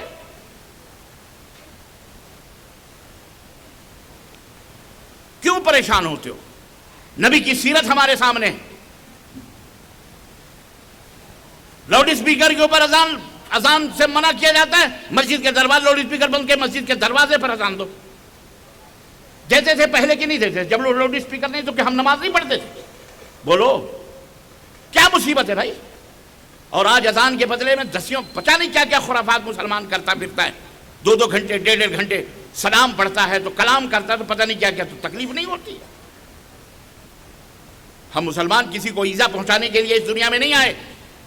ہم مسلمان اس کائنات کے مسیحا ہیں، ہم مسلمان اس کائنات کے ڈاکٹر ہیں، ہم مسلمان زخموں پہ مرہم رکھنے والے، ہم مسلمان مریضوں کی عیادت کرنے والے، ہم مسلمان ہندو مسلم کرنے والے نہیں، مسلم غیر مسلم، ہم مسلمان سب کے ساتھ اخلاق اور سب کے ساتھ اپنے معاملات کو پیار سے محبت سے سلجھانے والے لوگ ہیں۔ ہم کوئی قاتل نہیں ہیں، ہم کوئی ظالم نہیں ہیں، ہم کسی کے حق اور حقوق کے اوپر ناجائز قبضہ کر کے ناجائز غصب کرنے والے لوگ نہیں ہیں۔ ہمارا اسلام اس بات کا حکم نہیں دیتا۔ ہمارا اسلام، سنو، کان کھول کر کے سن لو، ہمارا اسلام تو وہ ہے، توجہ نوجوانوں، تمہیں بہت جذبات میں لایا جاتا ہے، اور فلانے آ رہے ہیں جناب، فلانی پارٹی لے کر کے مسلمانوں کا ووٹ لینے، فلانے لیڈر کریں گے۔ کوئی لیڈر پیڈر نہیں کرتا۔ سنو، بہت جلدی جذبات میں آ جاتے ہو، مظاہرے پھر کٹتے اور پٹتے ہو۔ ہمارا اسلام وہ انسانیت کی تکریم سکھاتا ہے، انسانیت کی تکریم سکھاتا ہے، تعظیم سکھاتا ہے کہ نبی کائنات، ارے کچھ نہیں بھائی، یہ جانور ہے بیچارہ، انسانوں میں آ گیا، بھول کر کے آ گیا، معاف کرنا، معاف کر دو۔ ایک آدمی تھا،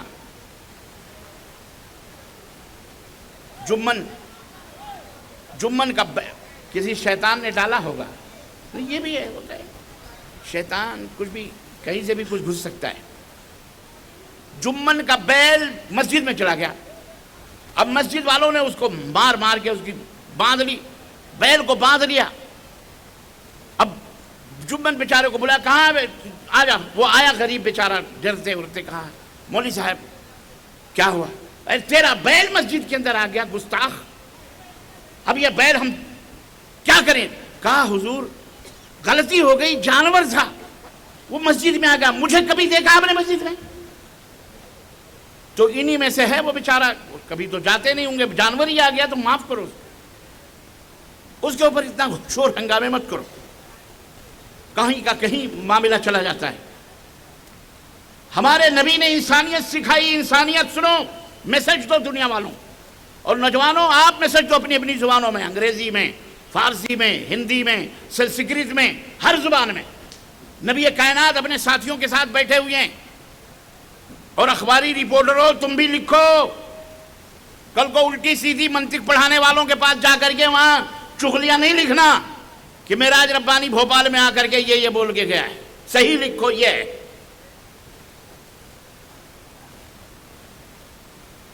نبی کائنات بیٹھے ہوئے ہیں اپنے ساتھیوں کے جھرمٹ میں، ایک جنازہ گزرتا ہے سامنے سے، اللہ کے نبی اٹھ کے کھڑے ہو جاتے ہیں، نبوت اٹھ کے کھڑی ہوتی ہے۔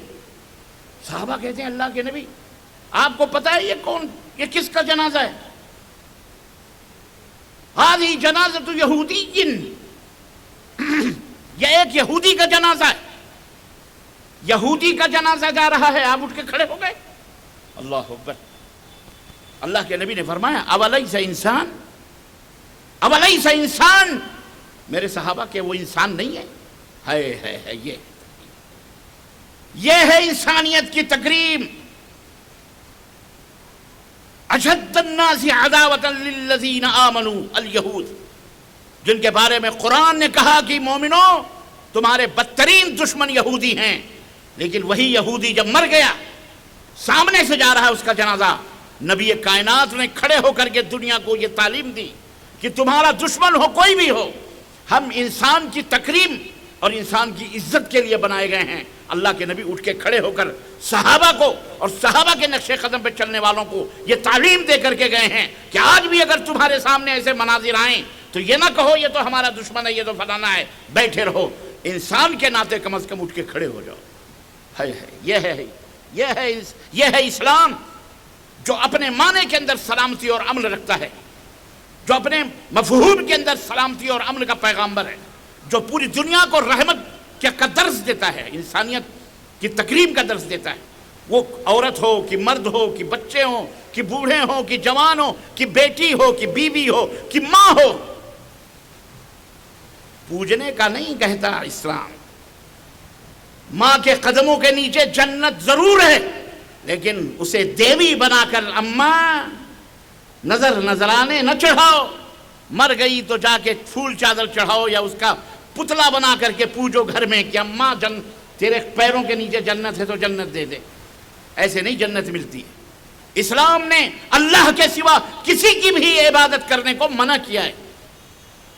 وہ تمہیں 24 گھنٹے سورج کیوں نہ، تمہیں چاند کیوں نہ روشنی پھیلانے والا، اس سے مرعوب نہ ہو کہ یہ تمہیں نفع پہنچا رہا ہے، تمہیں روشنی دے رہا ہے سورج، اس لیے اس کی پوجا کرو۔ اسلام اس بات کہتا ہے اس سورج کا بھی بنانے والا کون ہے؟ اللہ۔ ایک کسی عالم کا واقعہ میں پڑھ رہا تھا کہ کسی سر پھرے نے سوال کیا کہ تمہارا قرآن کہتا ہے کہ ان اللہ علی کل شیء قدیر، اللہ ہر شے پر قادر ہے، اللہ دیکھو کیسے کیسے شبہات پیدا کرتے ہیں۔ ابھی ہماری گفتگو مولوی صاحب سے ہو رہی تھی، وہ کہہ رہے تھے یہ منکرین حدیث جو ہے نا، یہ شبہ پیدا کرتے ہیں کہ توریت زبور انجیل، ٹھیک ہے، یہ موسیٰ علیہ السلام کے اوپر توریت نازل ہوئی یا انجیل حضرت عیسیٰ علیہ السلام پہ نازل ہوئی، قرآن سے دلیل دو، قرآن سے کیا دو؟ دلیل دو۔ میں نے کہا کیوں، قرآن میں نہیں ہے کیا؟ تو بولے نہیں قرآن میں تو نہیں ہے۔ تو میں بولا حدیث میں ہے؟ تو میں بولا کس میں؟ حدیث میں ہے۔ تو بولے وہ حدیث نہیں مانتے۔ ذرا سمجھو، وہ حدیث کو نہیں مانتے، کہتے قرآن کی بات قرآن سے دلیل دو۔ تو ہم نے کہا جب وہ حدیث کو نہیں مانتے تو پھر وہ قرآن کو کیسے مانتے ہیں؟ پھر وہ تو قرآن کو بھی نہیں مانتے، کیونکہ قرآن ان کے اماں ابا پہ اترا تھا۔ کیسے ان کو پتہ چلا یہ قرآن ہے؟ کیسے ان کو معلوم ہوا کہ الف لام میم سے لے کر کے یا سورہ فاتحہ کی بے سے لے کر کے بسم اللہ سے لے کر کے والناس کی سین تک اللہ کے نبی اللہ تعالیٰ نے اس قرآن کو اتارا؟ ان کو کیسے پتہ چلا؟ کیسے معلوم ہوا؟ کیسے معلوم ہوا؟ مسلمانوں تم بتاؤ، بولو۔ اللہ کے رسول نے بتلایا کہ یہ قرآن اللہ نے نازل فرمایا ہے ہمارے اوپر، تو وہ جو اللہ کے نبی فرمائے وہ حدیث ہے کہ نہیں ہے؟ اور تو حدیث مانتا نہیں تو پھر قرآن یہ بھی نہیں مانتا، پھر تجھے کیسے پتہ چلا کہ یہ قرآن ہے؟ بات سمجھ میں آئی کہ نہیں آئی؟ ہاں۔ تو اس نے کہا اللہ تعالیٰ ہر شے پر قادر ہے۔ ہاں بے شک صحیح ہے، ہاں بے شک صحیح ہے، قرآن میں ہے، بے شک قرآن میں ہے۔ تو کہا اچھا تو اب یہ بتاؤ کہ اللہ ہر شے پہ قادر ہے تو کیا اللہ اپنے جیسا خدا بنانے پر بھی قادر ہے؟ سوال سمجھ رہے ہو؟ کیا اپنے جیسا خدا بنانے پر بھی قادر ہے؟ اگر کہتے ہو ہاں تو پھر تو کئی خدا ہیں، اگر کہتے ہو نہیں تو پھر آیت کریمہ جھوٹی ہو رہی ہے۔ بڑے پریشان ہوئے لوگ، کسی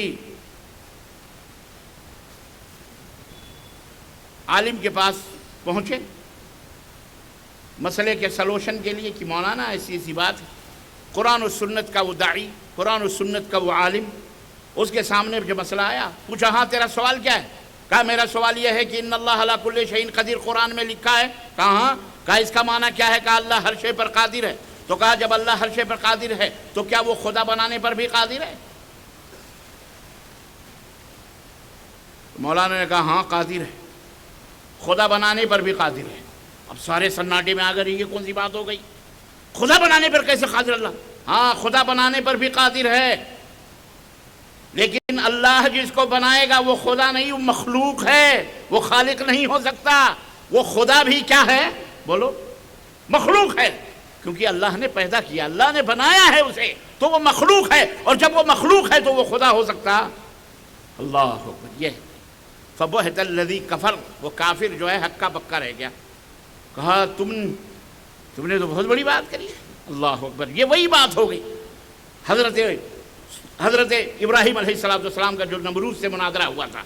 بہرحال تو میں عرض یہ کر رہا تھا عزیزان محترم، کس بات پہ بات ہو رہی؟ تقویٰ۔ سب سے بڑا تقویٰ کیا ہے؟ سب سے بڑا تقویٰ سنو، میں زیادہ آپ کو پریشان نہیں کروں گا اور آپ کو پتہ ہے، لیکن دماغوں پر بوجھ نہیں ڈالتے آپ، سوچو، غور کرو، قرآن پڑھو تو اس کے اوپر غور کرو۔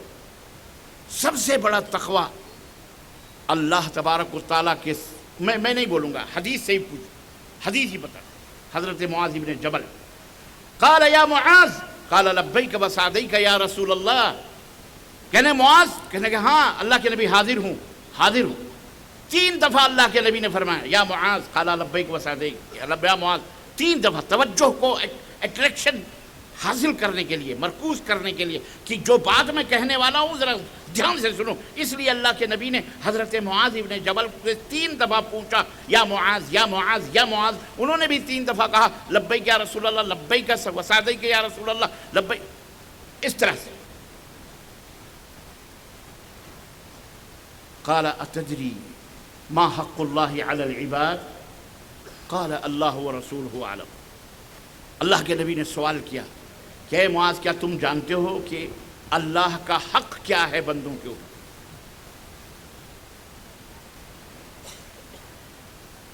یا ایھا الذین آمنوا اتقوا اللہ حق تقاتہ، جیسا کہ میں نے کہا نا سب سے بڑا تقوی کیا ہے؟ رسول اللہ صلی اللہ علیہ وسلم نے پوچھا حضرت معاذ سے، کیا تجھے پتا ہے کہ اللہ کا حق کیا ہے بندوں کے اوپر؟ قال اللہ ورسولہ اعلم، کہنے کہ اللہ اس کے رسول زیادہ جانتے ہیں، اللہ کے نبی مجھے نہیں معلوم ہے۔ تب اللہ کے رسول صلی اللہ علیہ وسلم نے فرمایا کہ اللہ کا حق بندوں پر یہ ہے کہ اللہ نے انہیں پیدا کیا ہے، لا یشرکوا بہ شیئا، اللہ کے ساتھ کسی کو شریک نہ کرنا، یہ اللہ کا سب سے پہلا حق، یہ حق ہے اللہ کا۔ اللہ سے ڈرنے کا سب سے بڑا حق یہ ہے کہ اللہ کے ساتھ کسی کو شریک، نہ کسی نبی کو، نہ کسی رب۔ اب بھی کرسمس ڈے گیا ہوا ہے، نبی کا برتھ ڈے منایا گیا، اور نبی کا برتھ ڈے کیا کہہ کر کے منایا گیا کہ یہ کون ہے؟ یہ اللہ کے بیٹے ہیں، عیسیٰ ابن اللہ ہیں، اللہ کے بیٹے ہیں۔ اللہ کہتا زمین کیوں نہ پھٹ گئی اور یہ اس کے اندر دھنس جاتے؟ اللہ کے اوپر اتنا بڑا احسان، بہتان یہ لگاتے ہیں، یہ ذلیل۔ لم یلد ولم یولد، اللہ تو یہ ہے نہ کسی سے پیدا ہوا نہ اس سے کوئی پیدا ہوا، پھر وہ بیٹا کیسے پیدا کر، بیٹا کیسے جنم دے سکتا ہے؟ وہ کیسے جن سکتا ہے بیٹا، یا بیٹی کیسے جن سکتا ہے؟ اس کے نہ ماتا ہے، نہ پتا ہے، نہ باپ ہے، نہ ہی اولاد ہے، نہ کوئی بیوی ہے، نہ وہ کسی کا شوہر، نہ وہ کسی کی بیوی، نہ کسی کا باپ، نہ کسی کا بیٹا۔ ابھی گزری یہ چیز، ابھی کرسمس ڈے منا کر کے لوگوں، اور آپ لوگوں نے بھی پتہ نہیں بہت مٹھائیاں بھی کھائی ہوں گی، اور پتہ نہیں کتنے لوگوں نے نادانی اور جہالت میں ہیپی کرسمس کے نعرے بھی لگائے ہوں گے. پتہ ہے ہیپی کرسمس کا مطلب کیا ہوتا ہے؟ کہ تم جو تیوہار خدا کے پیدائش کا اور اللہ کے بیٹے کا منا رہے ہو تمہیں مبارک ہو. گویا آپ یہ کہہ رہے ہو کہ ہاں ہم بھی اسی کی تائید کر رہے ہیں کہ اللہ کا بیٹا تمہیں خوشی ہو. استغفر اللہ. رواداریوں میں کچھ فاصلے رکھا کریں، رواداریوں میں بھی کچھ فاصلے رکھا کریں. رواداریوں کا یہ مطلب نہیں ہوتا کہ جناب عالی مہمان نوازی میں ہم اپنی بہن بیٹیاں دے دیں کسی کو. یہ رواداری نہیں ہوتی. فاصلے رکھا کریں. اللہ کا حق یہ ہے کہ اللہ کے ساتھ کسی کو شریک، یعنی سب سے بڑا حق اللہ کا یہ ہے، اور سب سے بڑا تقوی یہ ہے. سنو مسلمانوں، سب سے بڑا تقوی یہ ہے کہ انسان موحد ہو. سب سے بڑا پہلا تقوی، پہلا. اللہ کے رسول صلی اللہ علیہ وسلم نے صحابہ کرام سے کہا الا انبئکم باکبر الکبائر، اے میرے صحابہ کیا میں تمہیں سب سے بڑے گناہوں میں، جو بڑے بڑے گناہ ہیں، ان گناہوں میں سب سے بڑے گناہ کے بارے میں نہ بتلاؤں؟ قالوا بلا یا رسول اللہ. لوگوں نے کہا کیوں نہیں اللہ کے نبی بتائیے. قال الاشراک باللہ، تمام بڑے گناہوں میں سب سے بڑا گناہ اللہ کے ساتھ کسی کو شریک کرنا ہے. چاہے کوئی نبی ہو، چاہے کوئی رسول ہو، چاہے کوئی پیر ہو، چاہے کوئی پیغمبر ہو، چاہے کوئی مولوی ہو، چاہے کوئی صوفی ہو، چاہے کوئی صافی ہو، چاہے کوئی قادری ہو، چاہے کوئی چشتی ہو، چاہے وہ نقشبندی ہو، چاہے وہ کوئی بھی ہو. کسی کو بھی شریک کرنا، کسی کو بھی حاجت روا سمجھنا، مشکل کشا سمجھنا، اس کے بارے میں یہ عقیدہ رکھنا کہ وہ بھی زندہ ہیں، وہ بھی حاجت روائی کرتے ہیں، وہ بھی اپنے توسط سے سب کو بخشواتے ہیں، وہ سب جان رہے ہیں، پڑے ہوئے ہیں قبروں کے اندر، صرف چلے گئے ہیں قبروں کے اندر، صرف دفن ہوئے ہیں، لیکن سب اندر قبر سے، سب ایک دنیا الگ قبروں کی آباد ہے، وہ سب زندہ ہیں، سب جاگ رہے ہیں، سب دیکھ رہے ہیں، سب سن رہے ہیں. استغفر اللہ. اس طرح کے ایمان اور عقیدے رکھ کر کے ان سے مانگنا، ان سے فریاد کرنا، ان سے بیٹا بیٹی طلب کرنا، یہ تمام سے تمام چیزیں شرکیاں ہیں. شرک.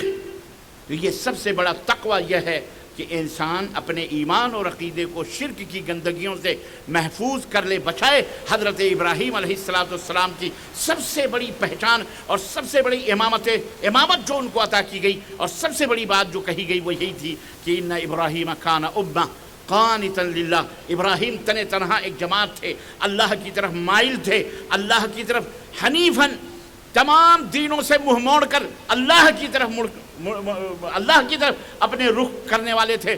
وما کان من المشرکین، اور ابراہیم مشرکوں میں سے. تو مومن ہو جو متقی وہ ہے جو مشرک نہ ہو. مومن وہ ہے جو، بولو، سب سے پہلی سیڑھی یہ ہے کہ وہ مشرک نہ ہو. وہ اور جو ایمان کا دعویٰ کرے، اسلام کا دعویٰ کرے، لیکن وہ شرکیہ عقیدے رکھے، اس کے عقیدے شرکیہ ہوں، تو وہ مومن کہلانے کا حق نہیں رکھتا ہے. یاد رکھو، بیوی کے اندر ہزار عیب ہیں، پر ایک خوبی ہے کہ وہ اپنے مڈیر پہ کوا بھی نہیں بیٹھنے دیتی. ایک خوبی ہے کہ ہمارا دوست اگر جاتا ہے، کہاں ہیں فلانے، پتہ نہیں کہاں ہیں، کب آئیں گے، ہم کو کیا معلوم کب آئیں گے. دروازہ نہیں کھولتی، دروازے کے پیچھے سے بڑی سختی کے ساتھ جواب دیتی ہے، پتہ نہیں کہاں گئے، ہمیں نہیں معلوم. اب وہ تمہارا دوست آ کر کے آپ کے پاس کہے کہ بھیا عبداللہ، یار کیا خرس بیوی پائے ہو تم. ہم دروازے پہ گئے، ہم نے پوچھا فلانے ہیں، انہوں نے تو ایسا جواب دیا بھابھی نے کہ یار پیروں تلے زمین کھسک گئی، پتہ نہیں کہاں ہیں، کب آئیں گے، پتہ نہیں کب آئیں گے، ایسا روکھا جواب دیا. اب یہ بتاؤ آپ کو خوشی ہوگی یا غم ہوگا؟ بظاہر غم ہوگا، کیونکہ لنگوٹیا یار ہے نا. ارے یار چھوڑ، عورتیں ایسی ہوتی ہیں، پتہ نہیں کس موڈ میں رہی ہوگی، ورنہ وہ ایسی نہیں ہے. لیکن یہاں دل میں تو گولے پھول کے، خوشیوں کے فوارے گوجے. کیا بات، ماشاءاللہ ایسی بیوی ملی ہے، ماشاءاللہ. نالائق کہاں پہنچ گیا تھا تو ہمارے دروازے پر، آج تجھے پتہ چلا کہ میری بیوی کیسی ہے. یہ ہے نیک اور صالح بیوی کی علامت. اور اگر وہی دوست جو سمجھو کہیں سے آیا، بھوپال، آپ کے گھر پہ گیا، دروازے بھی ترتیب ہے، عبداللہ بھائی ہیں، بھابھی نے دروازہ کھول دیا، کون؟ میں ان کا دوست. آئیے نا، تشریف لائیے. مسکرا کر شیک ہینڈ بھی کر رہی ہے، جناب علی ٹھنڈے پانی پوچھ بھی رہی ہے، بٹھا بھی رہی ہے لان، کیا کہتے ہیں اس کو، ڈرائنگ روم ڈرائنگ روم میں. اور وہ دوست سب کچھ کھا پی کے آ کے آپ سے سامنے بیان کرے، یار عبداللہ بھائی آئی، میں تو گیا دروازے پہ دستک ہوئی، بھابھی نے تو دروازہ کھولا، کیا بہترین بیوی ہے بھائی ماشاءاللہ، کیا اخلاق ہیں بھی محترم. شیک ہینڈ بھی ہوا، اور ابھی شیک ہی ہینڈ ہوا ہے، گلے ولے ملنے کی دور کی بات ہے، وہ تو چھوڑو. فوراً بیٹھی، انہوں نے چائے بنائی، یہ کری وہ کری فلاں، پورا سامنے آ کر کے حال چال بھی پوچھے. آپ تو بظاہر تو جناب علی ہاں میں ہاں ملاؤ گے، لیکن دل جو ہے، خون بلڈ پریشر اتنا ہائی ہو گیا ہوگا کہ کب پہنچوں اور کب لگاؤں تھپڑ کھینچ کے. بولو ایک غیرت ہے کہ نہیں غیرت ہے؟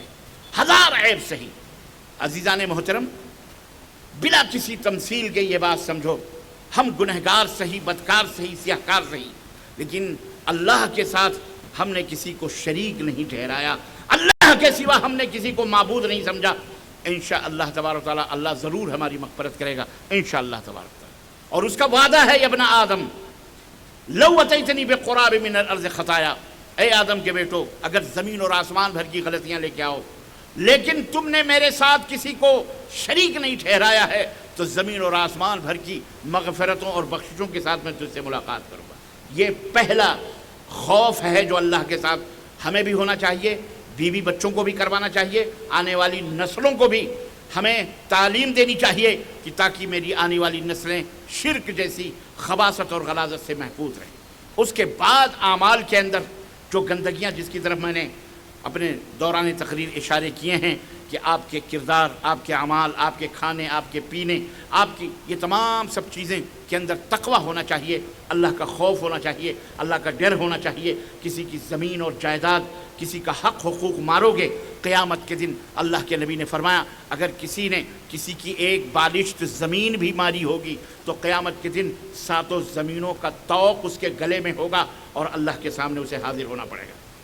اللہ سے ڈرو، رشتہ داریاں نبھانے میں اللہ سے ڈرو، سب کچھ کرنے میں اللہ سے ڈرو، اور ایسا ماحول پیدا کرو اللہ کا، اللہ اکبر، کہ حق والوں کے ان کے حقوق لوٹا دو، بہنوں کے ان کے حقوق لوٹا دو، بیویوں کے ان کے ہر معاملے میں اللہ کا ڈر، مسجد کے تعلق سے اللہ کا ڈر، نماز کے تعلق سے اللہ کا ڈر، روزے کے تعلق سے اللہ کا ڈر، جیسے رمضان میں ہوتا ہے ایسے ہی نمازوں کے تعلق سے اللہ کا ڈر ہونا چاہیے کہ دن کے اجالے میں کمرے کے اندر بند بیٹھے، سخت گرمی ہے، پیاس سے حلق کانٹا ہو رہا ہے، پھر بھی پانی کا بوتل منہ میں لے کر کے آپ اگل دیتے ہیں، کلیاں کر دیتے ہیں، اندر بھی اگر ڈال لیں تو کوئی چاروں طرف سے کوئی دیکھنے والا نہیں، لیکن آپ کا دل یہ کہتا ہے عرش 7 آسمانوں کے اوپر جو اللہ ہے، تجھے اس بند کمرے میں بھلے دنیا نہ دیکھ رہی ہو پر وہاں سے وہ دیکھ رہا ہے. یہی تقویٰ ہے، یہی پرہیزگاری ہے، یہی کیفیت ہماری ہر زندگی کے ہر موڑ پہ ہونے چاہیے. کسی کی جیب کاٹتے وقت، شادی کے وقت، بیاہ کے وقت، ہر معاملے میں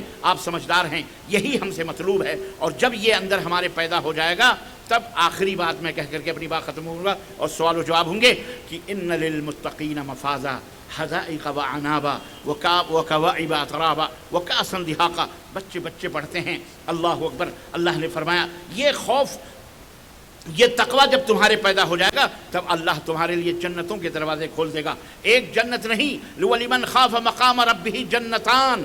اللہ فرماتا ہے جو اللہ سے خوف کھا گیا، جو اللہ سے ڈر گیا، اللہ قیامت کے دن سے 2 جنتیں عطا فرمائے گا. کتنی؟ 2 جنتیں. حدیث میں آتا ہے حضرت موسیٰ علیہ السلام نے پوچھا اے اللہ اس آدمی کے بارے میں ہمیں اطلاع فرما دے، بتلا دے جو آخری ہوگا تیرا بندہ جو جنت میں جائے گا. تو اللہ تبارک و تعالیٰ، تو حضرت موسیٰ کو بتایا گیا کہ آخری بندہ ایک ہوگا جنت. جب اس سے کہا جائے گا اے بندے جا جنت کے اندر چلا جا، وہ جائے گا جنت کے دروازے دیکھے گا ادھر سے ادھر، سب کھچا کھچ بھری ہوئی جنت، فل ایک دم. وہ کہے گا اللہ یہاں تو کوئی جگہ ہی نہیں ہے، اب اس میں میرے لیے کیا جگہ ہے؟ اللہ اکبر. اس میں کہاں رہوں گا؟ یہ تو سب فل ہو گئی. لوگ پہلے آ کر کے اپنی اپنی جگہ لے لیے، اپنے باغات لے لیے، اپنے محلات لے لیے، اس میں تو کوئی جگہ نہیں نظر آ رہی ہے. تو اللہ فرمائے گا اچھا تجھے کچھ نہیں، چل تجھے کیا یہ پسند نہیں ہے کہ میں تجھے کسی بادشاہ کے سلطنت کے برابر اس جنت میں سلطنت دے دوں؟ وہ کہے گا بالکل، یہی تو میں چاہتا ہوں، دے دے۔ اللہ اسے دے گا اور کہے گا چل اسی کے ایک گنا اور، ایک گنا اور، ایک گنا اور، ایک گنا اور، 5 دفعہ اس کی ایک گنا اور ایک گنا کہ اس کے برابر تجھے دے رہا ہوں، اسے برابر تجھے دے رہا ہوں۔ وہ کہے گا اللہ بس بس بس، اللہ اتنا بہت ہے، میں کیا کروں گا؟ اللہ کہے گا چل اس کے 10 گنا میں تجھے عطا کرتا ہوں۔ اللہ اکبر، یہ ہے اللہ جس کو دینے پہ آئے۔ عزیزان محترم، تو جو اللہ سے خوف کھاتے ہیں، اللہ کے رسول جو اللہ سے ڈرتے ہیں، اللہ تبارک و تعالیٰ انہیں جنت کے اندر یہ نعمتیں اور یہ برکتیں اور یہ رحمتیں اور یہ مغفرتیں، یہ تمام سب چیزیں ان کے لیے تیار کر کے اللہ عز و جل نے رکھی ہوئی ہیں، اور فوز و فلاح اور کامیابیاں اللہ رب العزت نے ہمیں عطا فرمائی ہیں۔ اور اللہ تعالیٰ سے ہمیشہ اسی لیے ہر معاملے میں ڈرنا چاہیے۔ اللہ ہم سب کو نیک عمل کرنے کی توفیق عطا فرمائے، اور بار الہ ہم سب کے خطاؤں کو معاف فرمائے، ہمارے آل اولاد بیوی بچے اللہ سب کو متقی اور پرہیزگار بنائے، ایمان اور عمل کی دولتوں سے مالا مال فرمائے، شرک اور بدعات جیسی خباثتوں سے اللہ ہم سب کو اور امت مسلمہ کو دور فرمائے۔ اللہ ہمیں اپنے ماضی کو، اپنے روشن تابناک ماضی کو پھر سے دہرانے کی توفیق عطا فرمائے، اور اللہ عز و جل ہم نے جو کچھ بھی کہا ہے تیرے فضل و کرم سے جو حق ہے اللہ اس کے مطابق عمل کرنے کی توفیق عطا فرما، اور جو غلط ہے اللہ ہم اس سے توبہ کرتے ہیں اور اللہ معافی مانگتے ہیں جو سبقت لسانی ہے۔ اللہ ہمارے اس بیٹھنے کو اٹھنے کو قبول فرمائے، اور جن لوگوں نے بھی بھائیوں نے یہ مجلس بپا کی ہے اور ہماری ماؤں بہنوں بیٹیوں نے بھی حاضری دی ہے، اللہ سب کی حاضری کو قبول فرمائے اور سب کو جنت الفردوس میں اعلیٰ مقام عطا فرمائے، بچوں کو بھی اللہ اور بوڑھوں کو بھی، سب کو اللہ ہم سب کی گردنوں کو جہنم سے آزاد فرمائے۔ ہمارے علماء، مشائخ، دعات، رضاکاران، جن لوگوں نے بھی جد و جہد اور مشقت کی ہے، دور دراز سے سفر کر کے آئے ہیں، بار الہ ان کے پیر کے نیچے جو بھی ذرے پڑے ہیں ان ذروں کے کئی گنا کر کے اللہ انہیں مغفرت عطا فرما، انہیں رحمت عطا فرما، اللہ ان کی بخشش فرما اور ان کے آنے جانے کو سب کو قبول فرما۔ آمین یا رب العالمین۔ وصلی اللہ علی نبینا محمد وعلی آلہ وصحبہ اجمعین۔ والسلام علیکم ورحمۃ اللہ وبرکاتہ۔